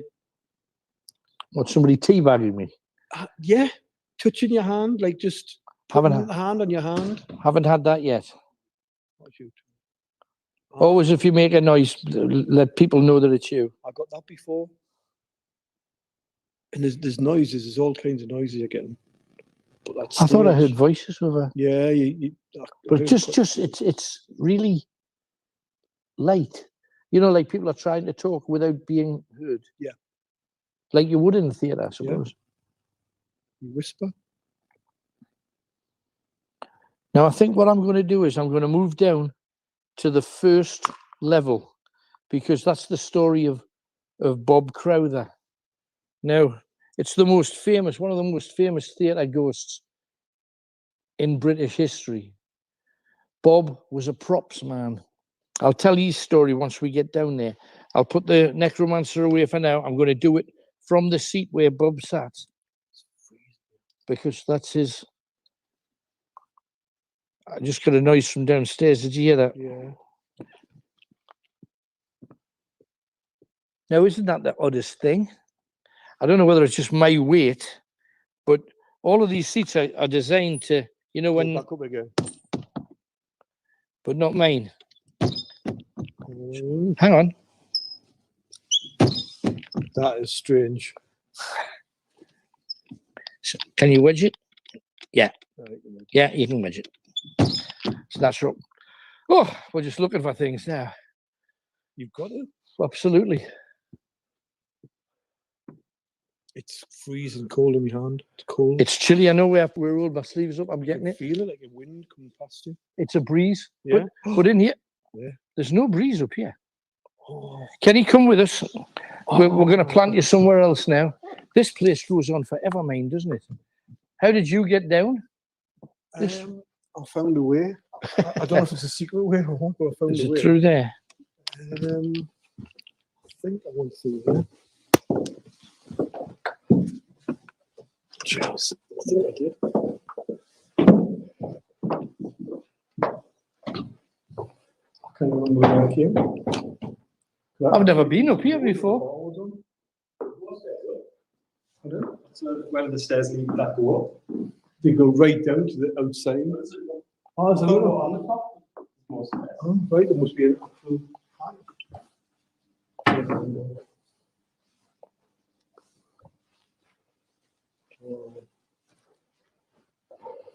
How cool is this? Little snubs watching the people go by. You got to remember, we're talking 1867 here. You see all the old Victorian carriages going by. Got a little duck in there as well. Oh, hang on, we should try a little, as recommended by the night owls.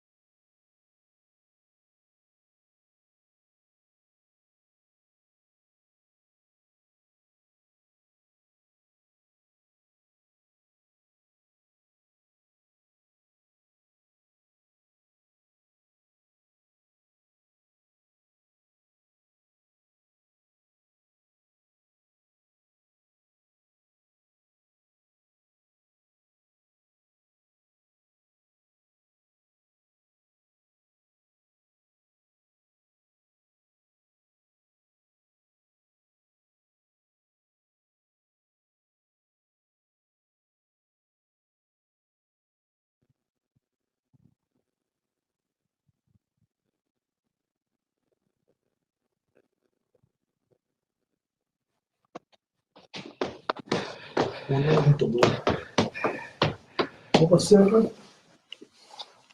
Oh, fire, yeah. Yeah. I'll do it again. No, it's here, I think. Yeah, it's this one. Yeah, I keep down here.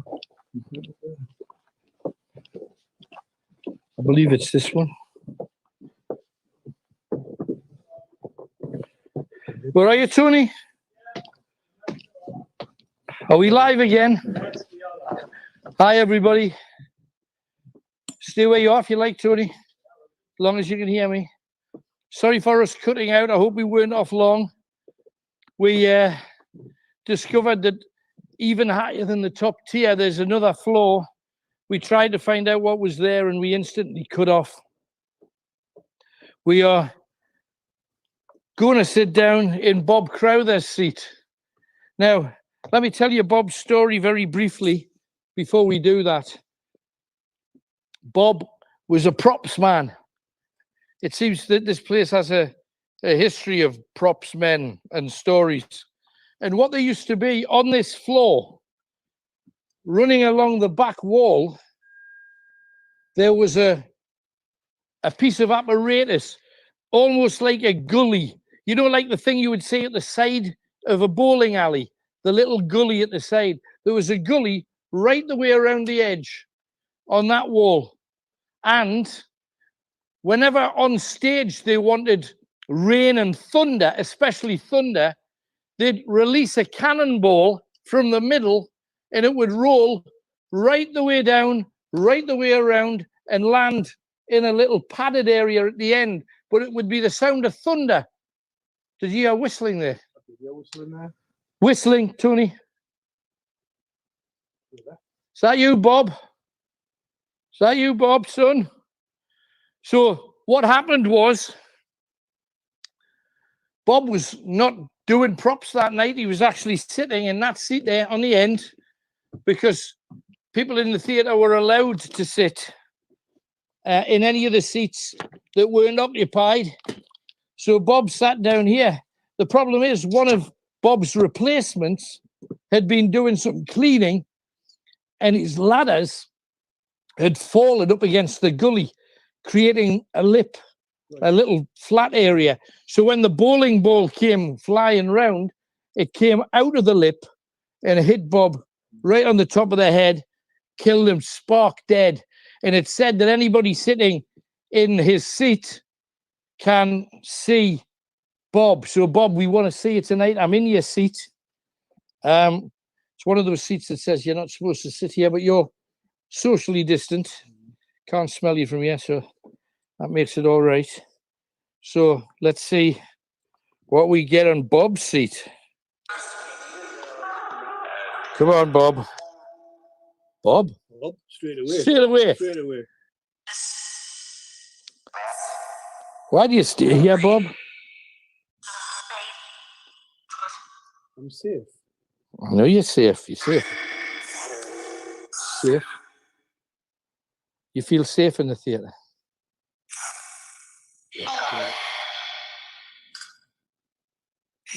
Is Billy still there?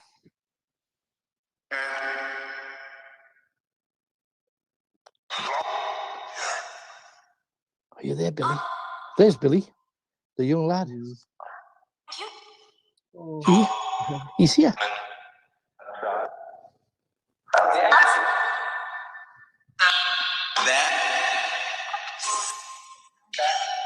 Did you crawl in the hole, Billy?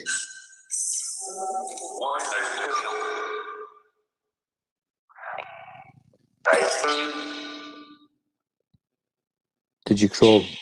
Did you crawl in the hole, Billy?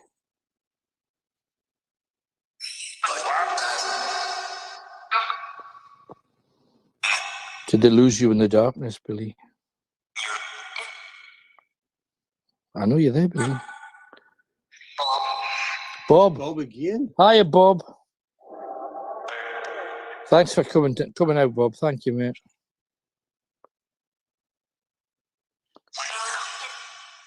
What do you think of the theatre being closed for so long, Bob? in Saturday's Champions League final against Chelsea. He has a special feeling, you know. He has something special, Sergio, and he will be ready. He's ready to, if we need him, to help us to win the Champions League. Liverpool and Chelsea took the final Champions League places, with Leicester missing out after losing against Tottenham. West Ham are into next season's Europa League after a 3-0 win against Southampton. And Phil Mickelson has become the oldest major winner in golf history at the age of 50. The American claimed victory at the US PGA Championship in South Carolina. From Sky News, I'm Daryl Jackson. Thank you, Daryl. Let's dive back into Night Owls. Alan Robson with you. Time for your first 3 clues. Now, you've got to work out what the answers are, put all of the answers together, and tell me what they all have in common. The first clue is this: noise made by television's Batman when he punched somebody. Do you go back that far? Or have you watched it on YouTube? Batman used to hit the TV. Adam West used to punch people, and then a big sound bubble would appear. And it would, the word of whatever noise they were expecting would appear. A noise made when TV's Batman punched somebody. Usually the Joker or the Penguin or King Tut, any of those baddies. Second clue, best known, this woman is best known through The Looking Glass or in Wonderland. What was her name? Write it down. Third clue, Sonny's surname from Sonny and Cher. Okay, I got you, babe. The beat goes on. Sonny's surname from Sonny and Cher. What was Sonny's surname? 3 clues down, 1 more clue to come, and then you've got to work out what the answer is. The last clue, dead geet easy as oot, but is the link so easy? I'm not so sure it is. Let's see how you fare. We got Carol from Felling up next. Hello, Carol. Hello, Carol. Oh, hang on, press the button properly. No, it's not happening. Let's try again. Oh, I'm having mussy problems. Let's see if I can poke it with my finger. Does that work? No, that doesn't work either. Oh, dear. I'm afraid I'm going to have to call upon trusty engineer. Can you hear me, mouse? Help! I've probably made it 10 times harder for him now that I've pressed the mouse 1,000 times. Well, that keeps freezing. The moose has stopped working and... that's a normal click. See? Yeah, I tried. Yeah, hit it with your finger. You see, now, this is high-tech. Hit it with your finger. Oh, he's logged us out and he's logging us in. Is that the only way of fixing it, is it? I'm going to try and reboot it. Right. We are currently rebooting. So while we're rebooting, have a listen to just some of the... She's not where she should be, but I can get her there, from there to there, and then do that. Just 1 click? No, it's not happening. It's not happening. Just bear with me. We will have it back, but let's have some of these for now. Some of the things when you bump into people who just happen to be naked. Someone mentioned Country File. Right. And my mum went, I love that programme. And she went, me and your dad went to a different reservoir to look at dark skies in the nights. I went, all right, can you? And she went, it was 1:30 a.m. The car park was dead busy. I went, oh, no. And my uncle went, you went dogging. And she looked, and she went, pardon? And it was at that point, Christmas Day, I had to explain to a 67-year-old woman what dogging was. And she went, my dad, she went, we'll have to go to Hampshire Forest next time, we might be quiet. Oh, my word. Accidentally dogging in Kiel there. And then, of course, if you do visit a Lady of the Night in Amsterdam, you sometimes get a present to bring home. I slept with one lass and I went to Holland, and then I had to go to a clinic over there, pay for the consultation, pay for the cure, ended up with about £50-odd. So what was it? Was it 2 diseases. Was it anything scary, the cure? Well, when they got to do the tests, it's a bit painful. I had to go through it twice because I lost the results. A bit unfortunately, but I'm not bothered, I've been through it all before, but right.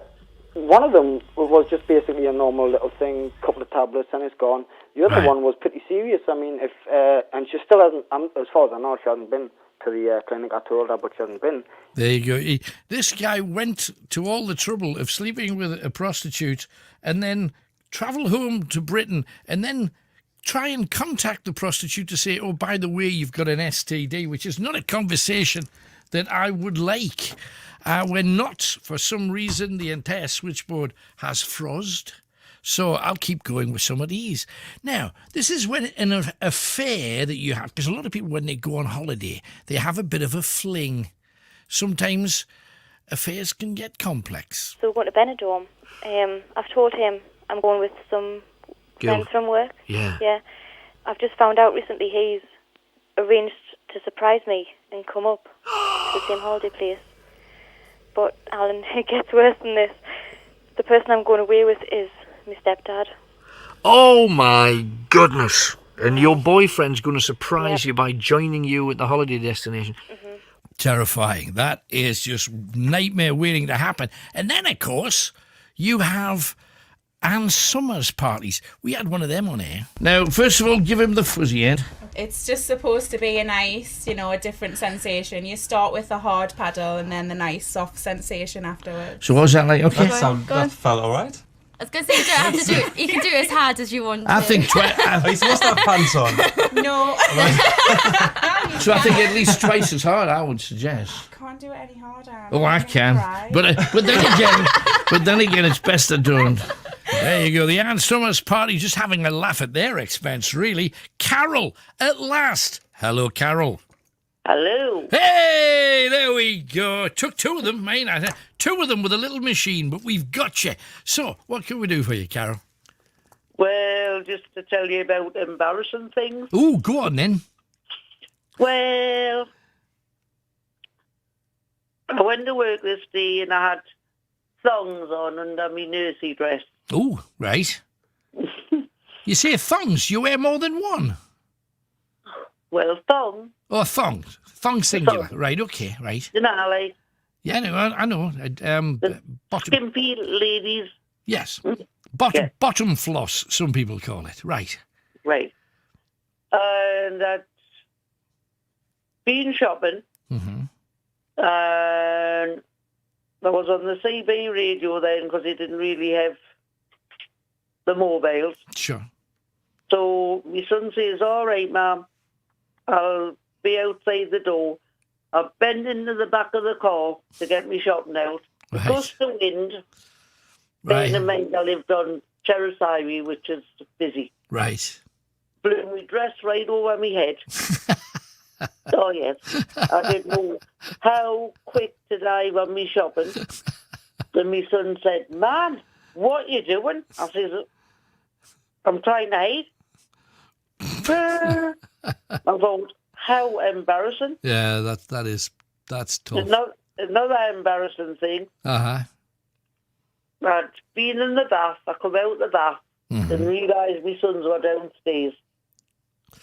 Right. Oh, dear. So right. I got too hot sitting in the kitchen with my dressing gown on. Right. My normal thing is just to take the top half off. Now, the sun at the side of us, one at the kitchen door. Right. I forgot I didn't have a top on, Alan.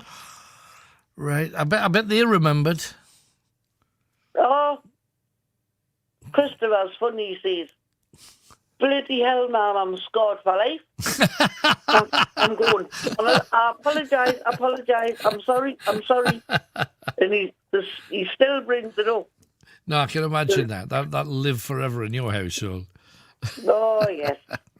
And then another time, wasn't me. My youngest son had his friend, and it was my son's girlfriend. Right. I got up, as you do, through the night to go to the bathroom. And I thought, what are those clothes doing? All the way down the stairs. So, who's are they? So me, with my curiosity, went to check it out. Yeah. There was this lad, can't think of his name. sitting in my armchair, literally bollock naked, showing all his tackle. Why? Who was he? Where'd he come from? Well, he was my son's friend. Right. So your friend hangs around with naked men? No, what he done was, my son's girlfriend was seen as well. All right, I see. So he must have thought, no, so I didn't know. He didn't know. They must have had a thing going between them. So he basically stripped off, probably had his wicked way, whatever he done. Right. And he fell asleep in the chair.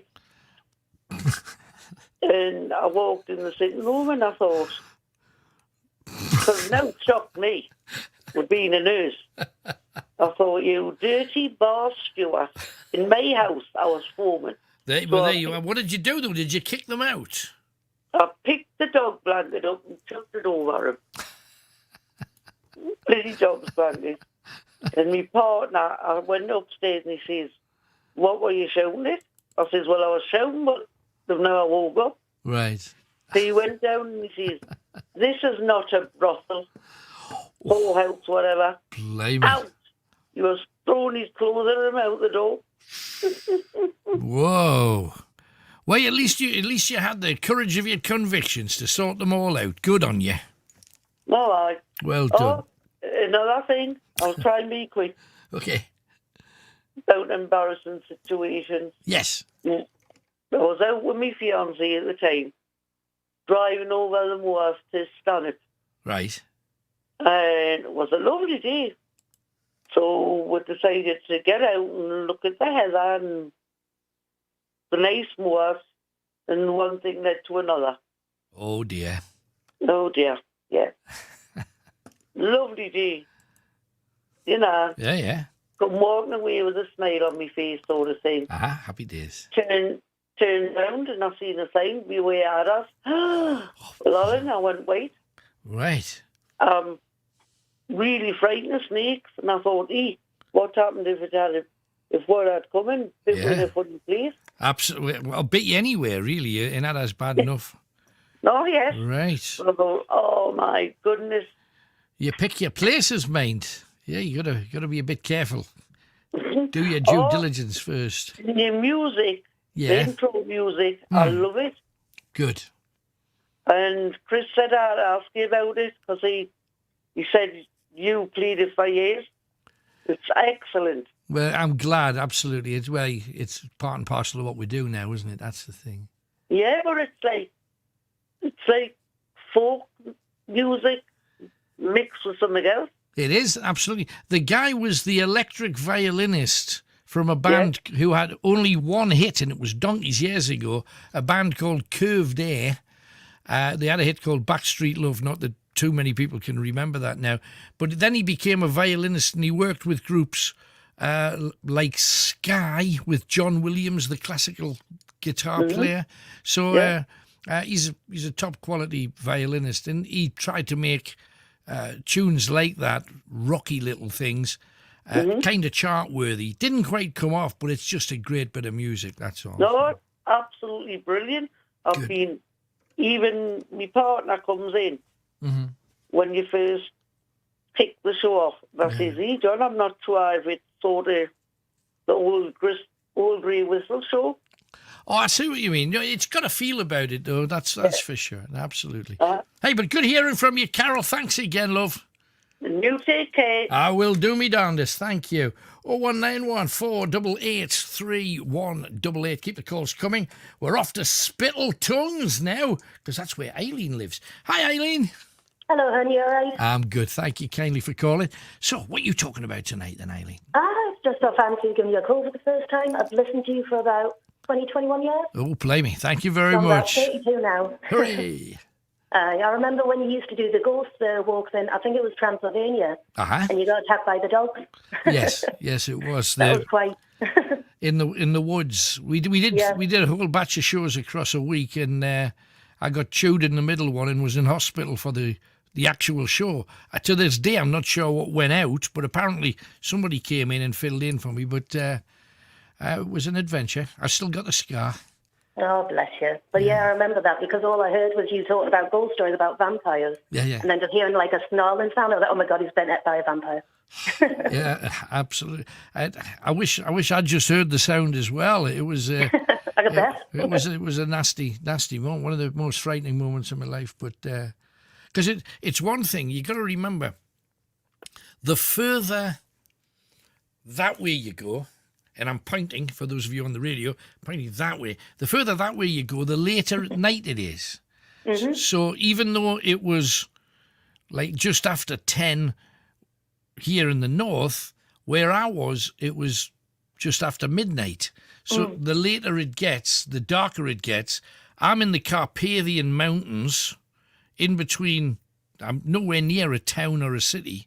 I'm in the serious woods, and it was a place where Vlad Dracula the Impaler, the people that everybody calls Dracula, it was where he chopped down an entire forest of trees because he was about to attack the Turkish forces. Mm-hmm. He attacked them, and he put a body on the stump, turned them into impaling devices, stakes, and he put a body on each one. And the reason I was there is because if you go to the forest, the trees have now grown up, but they grew with the body on the tree. So that's quite gross. So all of the bones and the metal of the armour and swords and spears and stuff grew into the tree and got higher and higher and higher up it as the tree grew.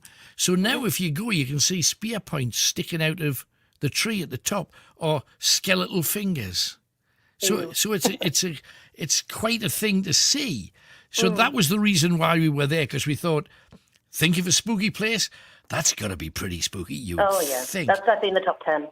You would think so. But when I arrived there, I was dropped off by a car who was in a field, and the driver said, it's over there, like 300, 400 yards. You'll see it. And there's a big plaque and what have you. So I went walking along, and then the first dog arrived and the second dog. And then I realised I was dinner. So it was like, you know how you surreptitiously say, I think I'll just casually turn around and walk back to the... Ah! Then you run in, and as soon as you run with dogs... They chase after you straight off. It's a mistake because they've got like that chase. As soon as they're chasing something, then they're biting and snapping, and I got chewed a bit. So that's just how it was. You. Well, you're all right now, though. Yes, I'm champion. Man. Yeah. Made a strong. I remember you saying you had to have like rabies shots and stuff after that. Yeah, we had to drive something like 3.5, 4 hours in the car with a T-shirt wrapped around my leg to try and soak in the red stuff. And when I got there, that was the worst part. The dog thing was scary because there were little dogs and big dogs. They were all different shapes and sizes, and you knew they were all wild, so you had no idea whether they were rabid or anything they could have had. But when you got to the hospital, they say, well, the only way we can protect you, and you got to remember, you're getting this delivered in pidgin English because I don't speak Romanian, and the guy said, we have to inject you in all of your major organs. Oh. And you go, right, but you don't realise what that is. And then this one's for your kidneys, this one's for your heart. You're going to stab me in the heart. Jesus. Yeah, that's pretty much where I was. You basically turned into the girl from Pulp Fiction then. It was one of those moments where if I had been up for it, I would have legged it, but I would have limped it, should I say, because I'd just been stitched up, and that's the last thing you want to hear. Before we can let you go, this is going to happen. Wouldn't want to go through that again. That was just madness. Terrible. In retrospect, it was absolutely madness for sure. But I'm glad you remember the show because you... Oh, definitely. I used to record you on cassette players so I could show my friends the next day, like all your ghost stories and stuff. Excellent. That's cool. Well, thank you kindly. Great talking to you, Aileen. Thank you for sharing. Yeah. Definitely. Talk to you later, honey. Look forward to it. And she nice. There you go. Blame me what a memory she's got. And I remember the following day, because I had to do some TV filming the following day and make it look like I'm not limping, which was tougher than it sounds. And then the night after the filming, I was back live at Dracula's Castle because we only had a chance on certain days to get in there unfettered. And rather than waste it, we just cracked on. 01914 488 3188. We have... who sent that in? Somebody sent me a thing about Barnard Castle, which is really good. So thank you very much, whoever sent that in. It does look quite juicy. Might have to do a ghost hunt in Barney. Right, let's go and talk to Stuart, who's up the pool. Hartlepool. Hello, Stuart. Hello, Alan. Good morning. What are you talking about then? Well, a few things actually. Last week it was my first phone in. I was explaining to you about the situation with me mother who's been unwell and stuck indoors and that. I remember. What's happened? Did you manage to get her out? Yeah, I managed to help her get to the hairdressers this week. Great, good. And it wasn't easy. In fact, it was quite intense. No, I bet it was. But it's our first time out in months, so you just got to easy start and then try and build it up as best you can. How was it for you? Did you have to stay with her the whole time, or could you escape once she was getting done? Oh yes, in fact, I managed to get to the pub for a few cheeky pints. I think you probably needed them by the time that happened. She said, "Oh, just have the one mind. I don't want you coming turning up drunk." I says, "How long are you going to be in the hairdressers?" Says, "Oh, about a couple of hours." Says, "Well, it'll take more than a couple of hours." Yeah. In fairness, there's no way on earth a man in a pub is going to drink a pint in 2 hours. That's just not what you're doing. Drinking it with a pipette. That's not going to happen, is it? Really? No. You should have had a cheeky bacon sandwich. That's what you should have had. Oh, in saying that, I did take some sandwiches along. Oh, well, there you go. You were sorted. Good stuff. Excellent. So are you getting back to normality? What's the next step for Mum then? Yeah, she's just received some devastating news today, and it's just sort of like knocked her over the edge a bit. So I'm trying to keep her right, being supportive and that. Is it about her own personal health or someone else's? It's a member of the family, a sister of hers, my auntie. She's in hospital, and it's come as a bit of a shock to us. Sure. And she may not have long left, which is that's awful. Which is devastating, and it's just something you don't expect to hear, and that So I don't really know what to say apart from help her. But my mum's in a situation now. She wants to get to the hospital, but because of the sudden timing in this, it's a bit short notice and that, and she cannot go at a convenient hour for when it's necessary because of her lifestyle. So I would have to come with her, and it would have to be on an evening. But again, that will sort of like... Well, there's visiting times of an evening, isn't there? Yeah, and... it's just that you see, your mum's got a choice, and I know she's uncomfortable with change and uncomfortable with going out, but this might be one of the last times she gets a chance to see her sissy. That's the thing. Exactly, and Sissy doesn't have any choice at all, does she? That's the thing. No, she's got a son, and he wants to be there during all the visits and that. Mm-hmm. So that's what I was trying to get through to me mum. So I'm just hoping. Well, my mum's going to try and see about it next week, but she's going to pray that she, keeps well until then, and so do I. Yeah, absolutely. Let's hope she stays a lot longer than that too. But that's awful to hear. I'm sorry to hear it. But hey, you did well to get her out, and at least she's had her hair done, so she's looking sparky. And fingers crossed she can make the brave step to go and see, because I'm sure her sister would love to see her. especially now.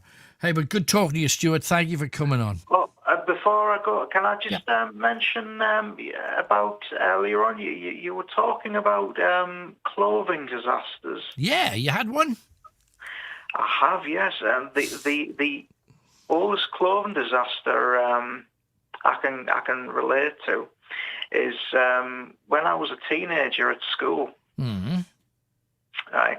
Now I used to bunk off school a lot, as everyone does, and sometimes there were times that I just couldn't be bothered to go in. Right. But the one day I didn't go in, that was the day I should have went in, because the next day when I went in, I found out that it was a non-uniform day. Oh, blimey, right. So you're the only one there in a uniform then? Yeah. So I turned up at school and I walked in my classroom, and after people were wearing tracksuits and, tops and jeans, and I thought, have I come into the right school here? Or What's going on? Absolutely. Oh, that serves you right. I realised that I was... and what was worse was that I felt like a laughing stock, basically, but I wasn't allowed to sort of be dismissed or anything. The teacher, kept me in school, and I just wanted to go home because I felt like I was being, just laughed at all the way. But that's the price you pay for bunking off, you see. That's it right there. But Stuart, thank you for coming on. Good talking to you again. Oh, sorry, Alan. You know that Cliff Richard song you played earlier on ago? Yeah, Wired for Sound. Uh-huh. He mentions all the speakers that he likes. Uh-huh. But he says he doesn't like Bluetooth speakers. There you go. I tell you, he'd be lost now, wouldn't he? But thanks for calling there. Stuart and Hartlepool. Blimey, his family been through the absolute mill lately. And DJ Banger says, had me second jab today by 2 lovely nurses. 2? How big was this? Anyway, so far no side effects, but this time they gave me a card with first and second jab details. So because they didn't give me a card the first time. So I'm happy, says Timbo. And that's what a lot of people say might be your passport, your COVID passport, the fact that you've had your 2 jabbies. Anyway, quick break, and then we got Stephen in Durham. But Stephen, you're going to have to wait till we get a bit of rhythm kick in because we're greatest hits, for heaven's sake. Let's debauch. So I work in a factory in Billy. That's the wrong button. This is the right one.